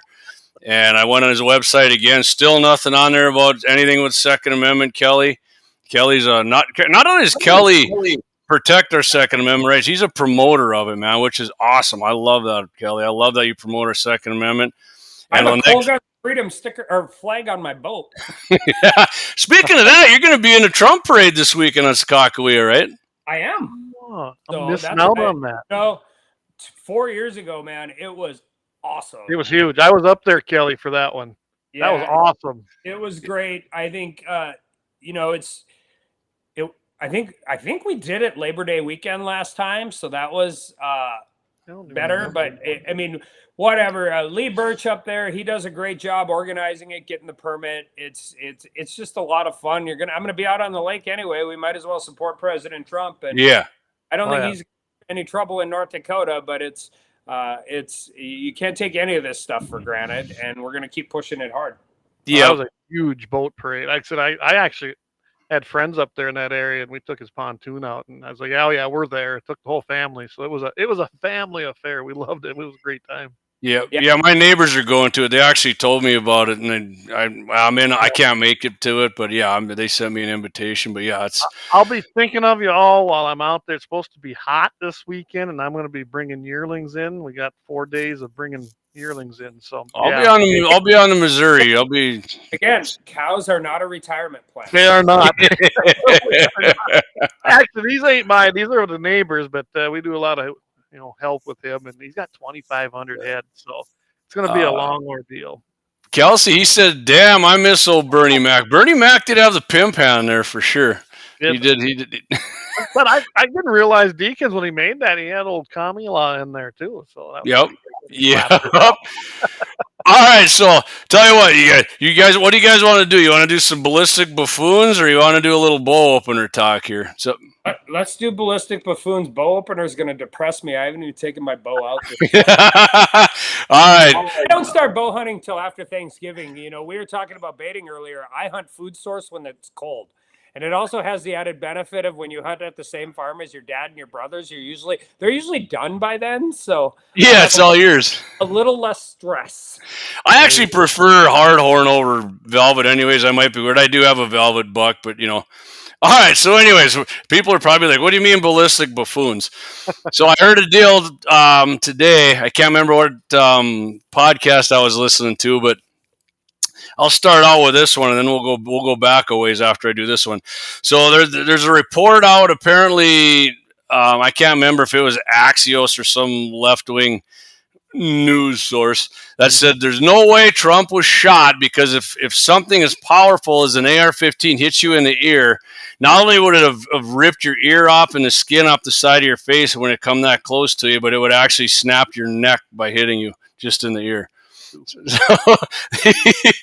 these people who talk like, really a 5.56. I'm not saying it's not that it can't kill you. Obviously it can, but these people who think that it blows my mind that they think a 5.56 or a 223 is that powerful.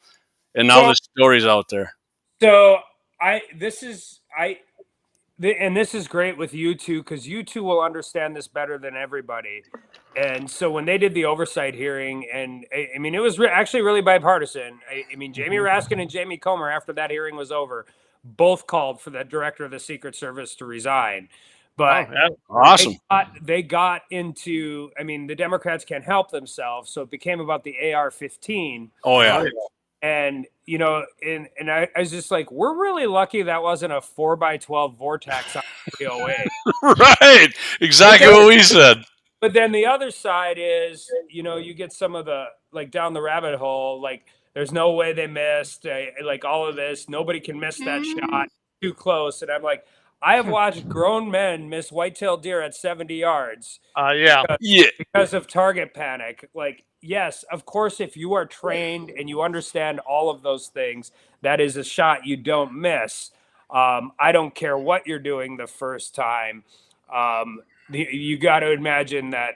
I mean, target panic and heart rate and gravity of realizing you may be the world's biggest scumbag in the history of the world. Exactly. But, like, everybody wants to talk about the AR, and one, let's not forget, somebody died. Like, right. And wounded. And he died protecting his kids, like all of that. But that is a red dot scope in an AR is a lot harder to make that shot than way harder. There's 9 guns you have behind you right now, Clay, that are better way better, for that. And one of them has the eliminator on it from Burris, so that one will really work good. But you probably had a little performance anxiety there. Well, think about it. This guy thankfully did it.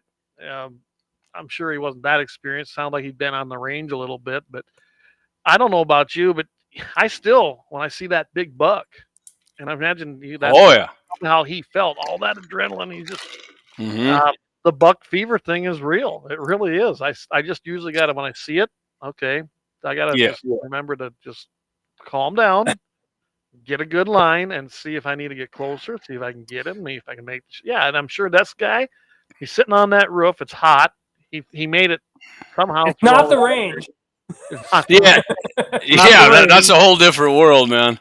And it's real life. And his target was unfortunately our president. And I'm sure there was a little bit of a adrenaline rush. And anybody he could have missed that shot. Everybody's a gangster until it's time to do gangster stuff. That's right. Yeah, exactly. Exactly. And it's a lot different than shooting a deer. I can't imagine that your intent to shoot a human for no reason. I don't know. I guess I always used to say that with the concealed weapon test, like the shooting test. I'm like, this is fine. I can hit a watermelon at 15 feet. How you should really do this test is you should have me and my wife go out for a nice dinner. Drink a bottle of wine, go to bed, have your concealed carry guy sneak into your house at 4 a.m., bang a pot over your head, and the house 3 times. That's perfect. And then if you can see if you can hit the watermelon, because there's a reason anybody who trains anybody on handgun use for defensive things wants muscle memory, because they know full well. And by the way, ask law enforcement guys who, lucky for us, our law enforcement officers don't have to pull their guns in the line of duty all that often. So when it happens, even talk to some of those guys who train every single day. Talk to Dan. Dan will tell you all about it. And it's the truth. It's not the movies. It's not TV. It's heart rate and nerves and the gravity of pointing in a firearm at another human is I can tell you this, Kelly. I've done it because I felt that threatened. It's a different experience. Okay. When you're at that point where you feel that you have to draw your firearm. And I used to tell this to people when I was giving them lessons and teaching them how to shoot handguns. It's like, I'm telling you, this is a different situation. It's one thing to talk about it. It's another thing to have to do it. But I said, if you do it, make sure you're prepared for everything after it. And think about it, that's a hell of a decision, because I meant it. Mm-hmm. Yeah, I can't imagine if I'd had to live with that. Thank goodness it actually de-escalated the situation, and the guy was taken into custody. But I'm telling you, that's a bad situation and a bad feeling. You don't want to have to do it. But all right. So tell you what, guys. All right, second one. Sorry. Second one. We're gonna go back to our old buddy. He's still on. Keith Warren. Good dude. Clay's met him. He's friends with Scott Bachmeyer. Scott's been down to hunted. He went to Keith's daughter's wedding. But Keith had a video, and the first time I seen it, I was blown away that he actually believed this. He had a 50 BMG. I don't know, was it a bolt action, Clay, or was it that M82 like you had there? I can't remember. His was the A82, but I don't. The Barrett, okay. You know what? No, I think he actually had He had a bolt action because it was made by a company down there of a guy that does that in Texas. So anyways, he shot at a white-tailed doe, and it wasn't maybe like 150 yards maybe, and it fell over, and he thought that the eye was just bloody. The eye looked like it was poked out, and he thought that bullet and that caliber got so close that it just sucked the brains out of the deer's eyeball. And I'm like, how, really, Keith, dude? How many animals have you hunted and shot, and you actually believe this crap? True story. I actually had a couple buddies who were in the military, and they thought they're like, yeah, if you get like close to a car, it'll suck the paint off. And I'm like, are you guys for real right now? Come on, man. This is. But yeah, what he did was he hit it through the eyeball, and it's like we were talking about earlier, a Full Metal Jacket, just like Trump's ear, doesn't expand, it'll poke, it'll pencil hole everything. It went through the deer's head, dropped her. It doesn't blow a head, even 50 cal, if you shoot a deer, doesn't blow the head off. Obviously, Keith proved that unknowingly, but yeah, that was. I'm sure he's not going to make that mistake ever again when he's talking about his 50, because I've seen him shoot giraffe and everything with it now. So yeah, but yeah. That was some buffoonery right there. And Kelly, you got any comment on that? I got one more that's really gonna.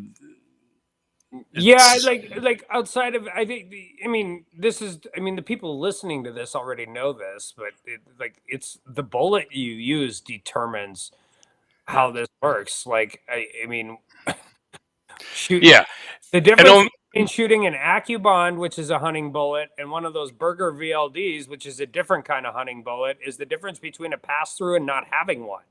Yeah.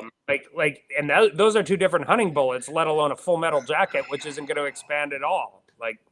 And there's no this super suction vortex when a bullet just passes by you, like you felt like, which is going to be the next one I'm going to talk about. I'm going to go right into this one.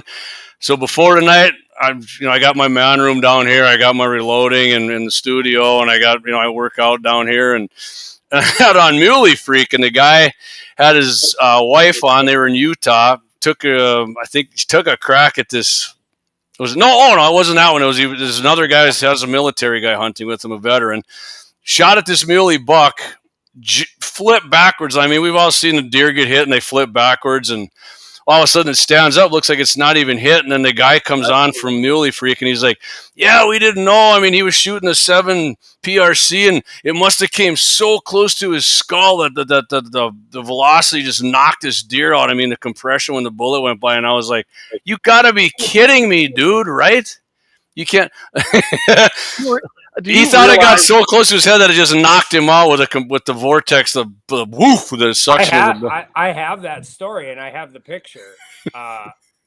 Hunting on my farm south of Richardson, I don't know, this is 12, 13 years ago now. Out by myself, saw a deer running 2 does up a draw. It's 2 draws away. Wait for it. It's on our neighbor's property. It crosses onto our property. I shoot it, and it drops. So that was a 7mm, like just 515 yards, and I mean drops. Yeah. And so I'm alone, so I leave my gun, I leave everything. You know the deal. I walk over there, I go down the draw, I go up the other draw, I get there, and there's no deer. No deer, gone. And I look everywhere, and I find this little tuft of hair, and I search until dark. I get up, I go sit the next morning. It's really cold. I said, I'm going to go back and walk the draw, 1, to warm up, 2, because I just don't know what happened. I come across the stubble field, same deer running, I don't know if it was the same 2 does, but pushing 2 does up the same draw. Now it's 410 yards away. So I shoot it again. I mean, I should back up. When I did it, I thought I was in the wrong spot, right? So I walked back to where I've done it with a coyote. I thought my line was wrong. So I walked back to where my gun was, hung my orange hat on the fence post, walked back, and sure enough, no deer. So I walk up to the deer, and I took a big chunk out of his antler the day before. He had blood coming down the front of his face. I never hit his body, but I hit him, not a huge chunk, but I mean, took a chunk off his antler, and I'm assuming just concussed him. Yeah. Somewhere when I was down in the draw walking up, he shook it off and ran away. Yeah, so this one wasn't even hit though, man. He was just saying the bullet got so close that the disturbance of the air must have hit the deer in the head and knocked him out. What I think happened is he hit so close and it scared the hell out of the deer, and he jumped backwards and But yeah, he thought that the bullet was just so close that the concussion of the vortex or whatever. Through his ear flap, No, it didn't even hit it. Okay. He just thought he just thought it was so close that that a bullet flying that close to you has so much power that it'll knock you out. So you know, sometimes they just jump. By the way, they're really, really nimble, but I've seen deer like jump the string on an arrow and fall down. Like they miss their feet too. Like they can get scared too. So when I saw this, they did it in slow motion. You could see the contrail, and it looked like it went right over its head. I think it hit a rock and splattered, and then scared the shit out of it, and it just jumped back, and because it was on a steep angle, right? So I think it lost its balance, and Jedi loads. I had to put that one up. Nice job, Kelsey, or should I say Leon? Yeah. Anyway. So anyways, long story short, we went. A bullet will not kill anything I don't care what it is, 416 shy tack or whatever you want to call it. If it doesn't hit you, because Kelly grazed his, that I believe you probably knocked it out for sure. Yeah, I broke it off the base of his antler. Yeah. But if you just go, I don't care if you're an eighth of an inch away from its skull like that, it's not going to kill you. It's not going to knock you out. You might hear something and go, "Wow, what was that?" But you're not going to get knocked out by a concussion of the bullet because it goes so fast. So you'll have the reaction Trump did. You guys know what we're not listening to tonight? What's that? You know what's going on right now while we're doing this? Yeah, Kamala's losing. Yeah, we were sucking all our viewers up. I have a feeling the ads they're running in commercials for that and the ads you're running aren't the same ads. No. Oh, they'd love to ban our ads, I guarantee you. Oh, that's why I said it. I'm surprised we haven't been banned yet because CommyTube or YouTube's getting horrible. We get strikes all the time, Kelly, and warnings and.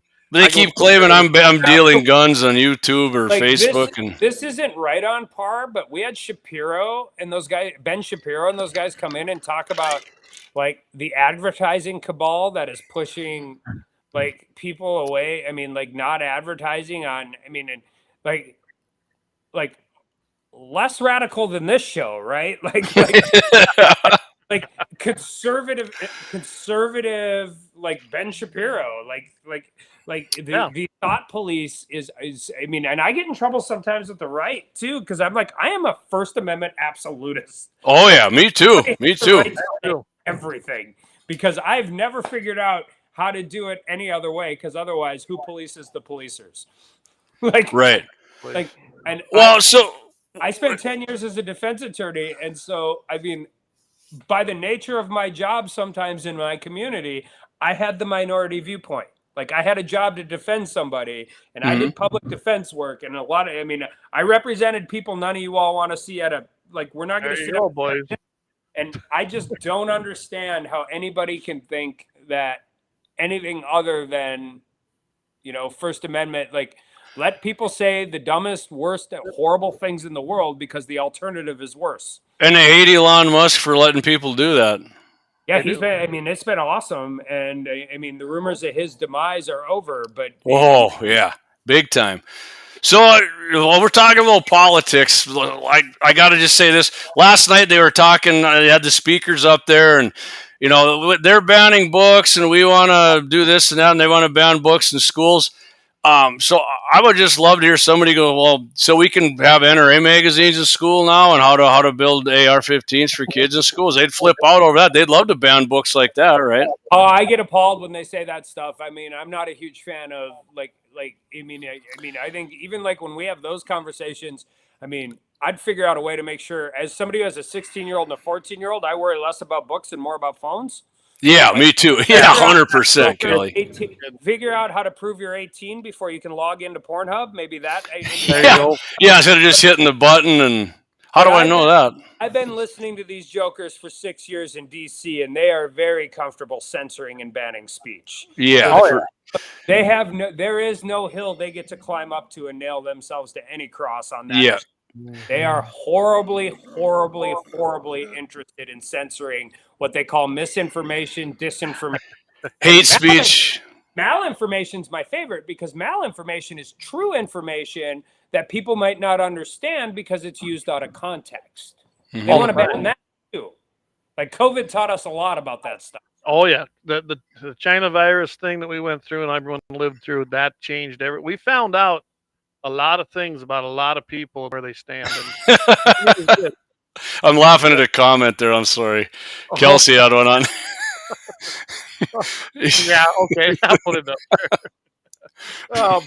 Yeah, I had her on there for a little bit. I can't even stand to watch her. I got her on the other screen over here, and it's just as bad as watching her. It's shocking, like, just as a study in political science, if it wasn't so dangerous. I mean, in 2020, when she dropped out of the race, she was polling behind Andrew Yang in California. I forgot about him. That's not an insult. That is fact. Yeah. Like, and the amount of like she's not going to have to answer a serious question between now and election day, and that worries me a little. Like, me too. It's a well, sugar. We know what she's like, but that's us. I mean, it's a sugar. But so when I was in Milwaukee and Biden was still in the race, and we'd obviously, I mean, Trump had come off of the assassination attempt, and everybody was super, super fired up. I got accused of being a Debbie Downer a couple times. I said, "You guys know," because they're talking like Mondale reelection, Reagan reelection. Yeah. Oh, yeah, I heard that. Yep. I'm like, guys, in Milwaukee, I told to my friends, I said, this comes down to 40 counties in 5 states. Yes, it does. Like, right. I'm glad we're all here at this super cool pep rally, but this comes down to 40 counties in 5 states. It's the same race. In 2020, Biden got 306 electoral votes. In 2016, Trump got 306 electoral votes. It's the same state. The line in county. Michigan, Wisconsin, Pennsylvania, Arizona, and Nevada. Absolutely. As we sit here talking tonight, the race comes down to 40 counties in 5 states. That's right. I wish it wasn't that way. I mean, I'm glad, Ohio and Florida are no longer purple, they're red. But Yes. I mean, the reality of this is they can be as excited as they want, but this race is still a dead heat. And I agree. The only thing I do like about this one is this time the betting places, they actually are in favor of Trump this time. In 2020, they were not. What? But Yeah, so that's weird. That was the difference, Clay, in Milwaukee. In 2020, we didn't really have a convention, but in 2016, during the convention, Trump wasn't ahead. Nobody thought he was ahead. Right. When we were in Milwaukee, I mean, I think every single poll in every swing Had state, him ahead. not a lot, but had him ahead. Yep. So that, I mean, and obviously what had happened in Pennsylvania was omnipresent at the convention, and people deal with that. But the one thing that concerns me is, consulting, and you guys at the political and this is one thing I actually probably do know on this subject matter. I know more than you guys is like the political industrial complex makes their living on the 7% and the undecided. They get they get commission on TV, radio, mail, all of those different things. So the persuasion of the 7% undecided is how the billion-dollar political industrial complex. Doesn't matter if it's Democrat or Republican. That's how they make their money. The one thing that is very different now than was a month ago is the Democratic base energy. And Agreed. They had none before this. I don't know if their energy is for her or just because it's not him. That's what it is, I think. Energy. And a month ago, we had a huge advantage in base turnout because the Republican base and the Trump base was ready to rock. They're ready for the election. They're ready for all of that. And if you talk to your Democratic friends and colleagues and all of that, any of them who are honest with you were not excited about a Joe Biden reelect. They weren't. They really weren't. So I think the base energy is even now. What happens tomorrow? What happens tomorrow when Kennedy drops out? Is he going to endorse Trump, in your opinion? I mean, because him and Trump have been talking. To my opinion, the way the Democrats treated him, and Trump's he said, I'd be more than open to giving him a cabinet position somewhere. I think he's going to endorse him, actually. It's just so the Facebook censorship complex, how he got treated. And I mean, and by the way, he said some pretty wild things. Yeah, he did. Real wild. I'm not saying he's a Republican by any means, but this goes back to my First Amendment argument. He has every right to say this thing. Yep. I don't know. I mean, if I had to bet, I would bet yes, that's how it works. But I can't imagine him coming back in. I mean, he has never taken to Trump with the vitriol. I mean, he's criticized Trump, he's disagreed with Trump, but he's never brought the vitriol towards Trump that he has brought towards Harris and Biden. So I would think it'll move that way, and that's going to be important. Every vote matters. Because the polls show he's sucking more votes away from Trump than the lefties. So, well, Plain Buck today had people calling in saying, "Hey, if he drops out and endorses Trump, we're with Trump." I was like, yeah. And these are people who claim that they were Biden and Hillary, and it's going to be that close. We need every vote, man. The one place he's been most critical of Trump is how Trump handled COVID. Yes, and I mean that's where Kennedy has gotten a lot of. I mean, because people got a lot of traction with that. Like. Is COVID more contagious in a bar after 11 p.m. versus before 11 p.m.? I am proud to say I went maskless the whole time.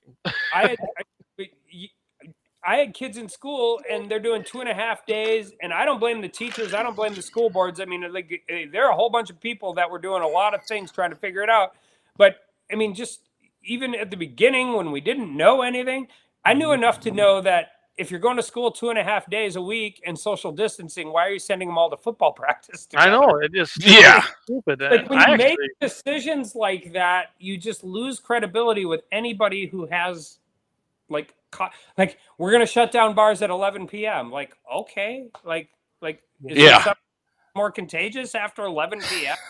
Now, April 30th of 2020, we held a great big party on my deck here and invited everybody. Because by that time we knew it was nothing, and we didn't care, and we had a big turnout too. So we had a big. Kelsey says you can't mask his pretty bearded face. He does have a hell of a beard going too. So. Also, that was one of the weird things. You know why so many firemen or firefighters have mustaches? No. Because you can't wear a beard with SCBA. Well, that's very true. You can't. No, like legitimately, I know you can't. Yeah, Clay's a rural fireman there, so things you learn when you become when you become out of the rural. I mean, I can't grow any facial hair, so it's lucky bastard. I wish I couldn't really. Yeah, no, that was when we were taking class. That's the first thing they told us when I got certified in my SCBA that you can't have a beard. Yeah, makes sense, don't it? That makes sense. I thought it was like. And then it becomes part of being, it becomes part of it. And I'm like, okay, great. Are you on the fire department on a rural one? I was on the Dickinson City Fire Department for 7 years. I actually quit when I ran for Congress or ran for the state Senate. We still did alert crew and all of that stuff. And, just running back and forth to Bismarck so much, I turned it. It's not one of those jobs you do just to do it. I had started having to find too many people cover for me too much. And I turned into a real bad fireman, and that just was, I wasn't pulling my weight. And so I had to get out of it. Well, that was kind of me. I was very active I still am a member. I don't go out I used to live for that stuff, Kelly. I mean, when I hear that fire whistle go off, I was there because I wanted to be on that front line. Now I'm kind of the guy that, I'd hop in the tender. I'll fill the trucks. Where I'm at. So I was the other way. I think you could tell this frame wasn't built for carrying hose. But well, I didn't do structure. Most of mine was, although I was certified, I took every class I think you could have. But I could stay on air for about 4 or 5 minutes longer on SCBA, and I spent a lot of time in attics pulling out insulation. Okay. that was kind of my gig. But Corey, he's a fireman. He says, you can do it, but he said, it's not great, but you can do it. You're right, Corey. It is a positive pressure, but it does kind of suck if you've got something hindering that seal. It really does. Yeah, but I mean, it's like when I moved back to Dickinson, it was my best friend was on the department. It was just something that, I was still pretty young and didn't have kids yet, and it was just really a cool, fun way. I mean, professionally staffed by volunteers means something, and people don't understand how much those volunteer departments save them as taxpayers.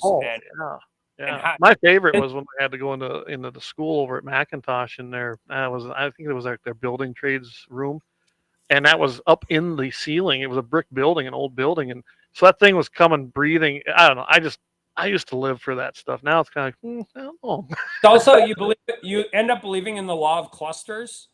which is like a gambling theory. Like if you play craps, yes. Like, the minute you have 2 events, you've gone 6 weeks without having a real. I mean, you always have incidents, right? But like having real events, and then all of a sudden you have 2, and the third one's coming. Like the law of thunder, like kind of exists. Yeah. Everything comes in threes. Yeah. Seems like it. Or you look up at the sky and go, it's really dry. It's lightning out real bad. This is going to be a bad night. And it usually was.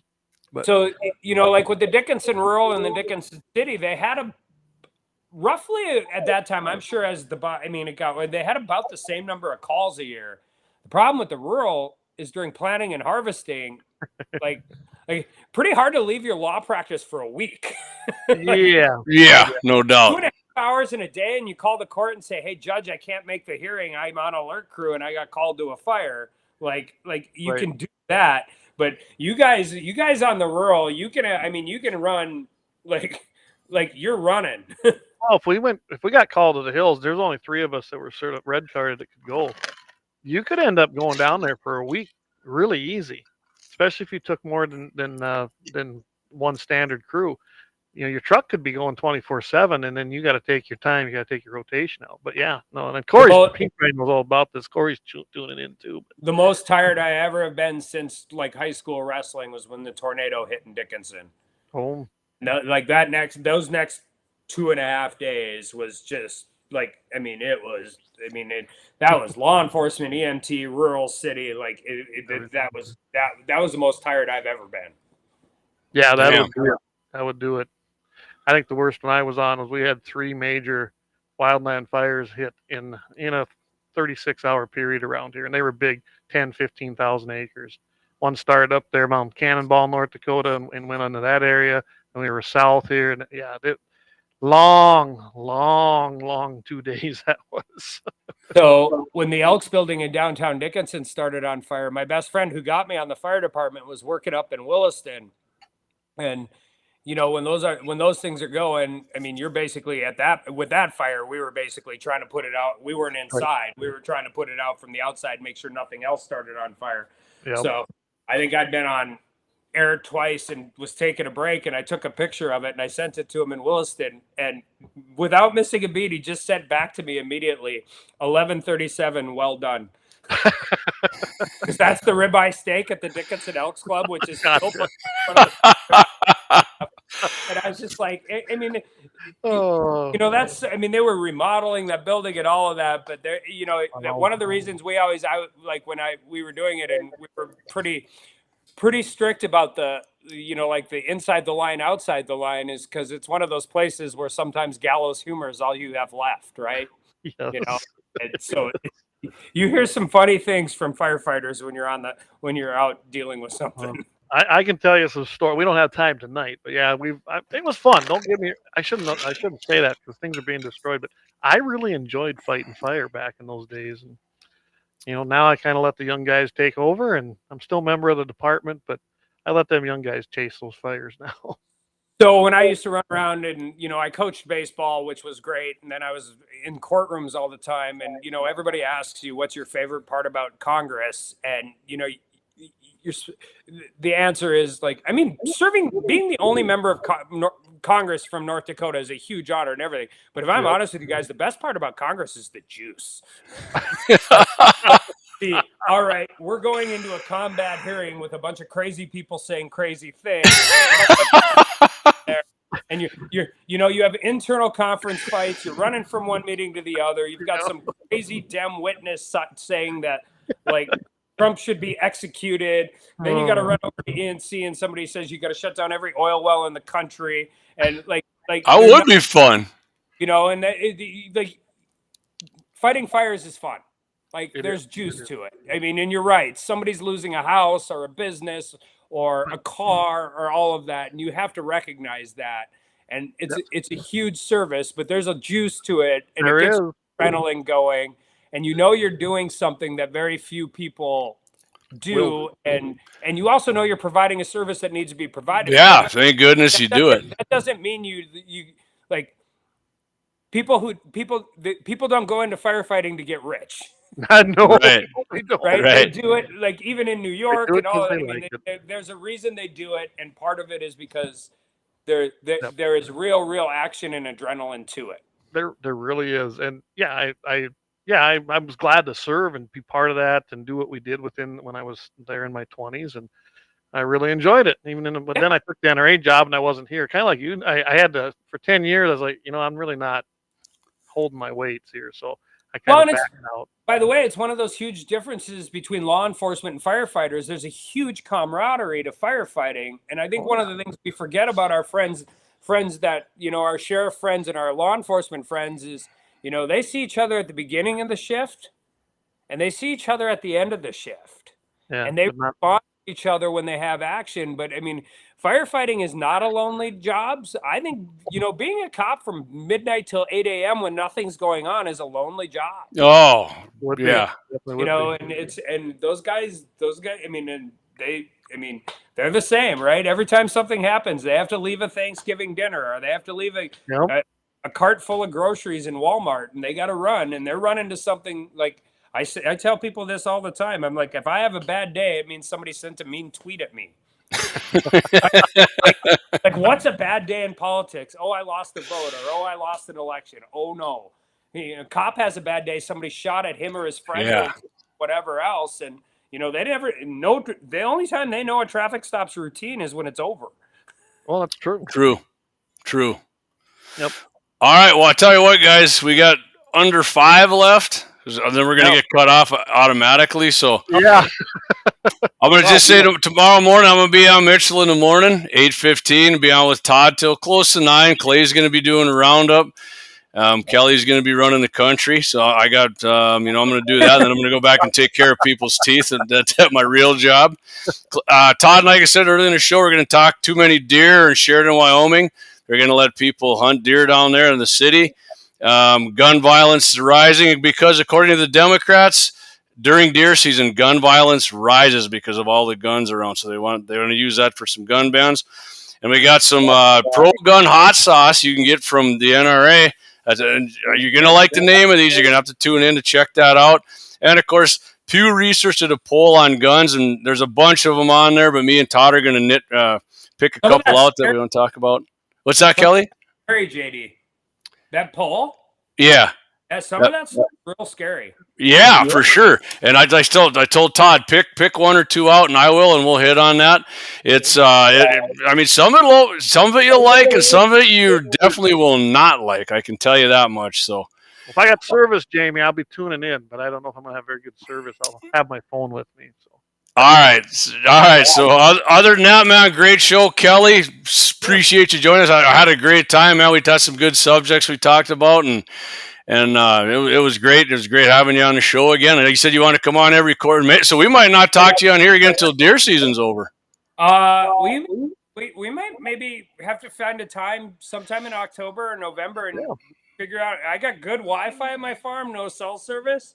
I'd love to show you guys my range and maybe love it out there. That would be fun. Oh, I'd love to do that, man. I'd love to do that. I get down there and do some shooting, man.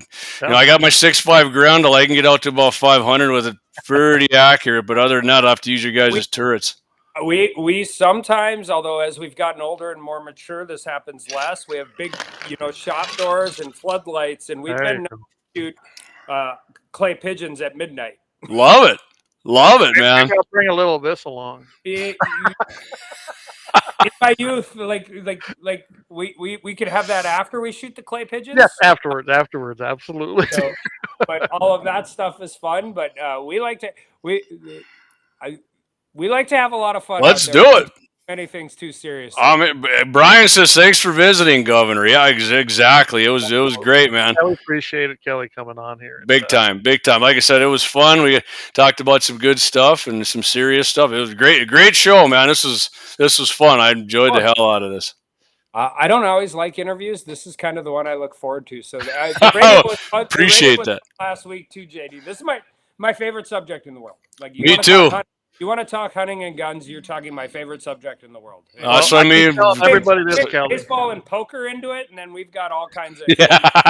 I tell everybody, I said, I think you will be the most pro Second Amendment governor we've ever had, and I'm proud to say that. I bet. love it. I mean, I think later, even offline, we should talk about North Dakota's got pretty dang good law, but that doesn't mean we can't always get better. Right. There is some tweaking that could be done, but yeah, we need to do that. And I've got some ideas. I know that Jeff Magram's got a few. I've talked with him a little bit. I think Ben Koppelman's even got some. So ours are pretty good, but there's always a little room for improvement. So. All right, you got the big props. You got the big props, Kelly, right there. I think everybody listening is real happy with what you're at. I mean, not just your Second Amendment stance, but man, you're just like a normal dude. It's awesome. So, yeah. All right, Clayton, we got 40 seconds. Kelly, hang in there. Clay, you know how to end this. What do you tell all the listeners here? Hey, keep your powder dry, everybody. Vote Kelly in November. We'll see everybody at the next show. Take care. God bless.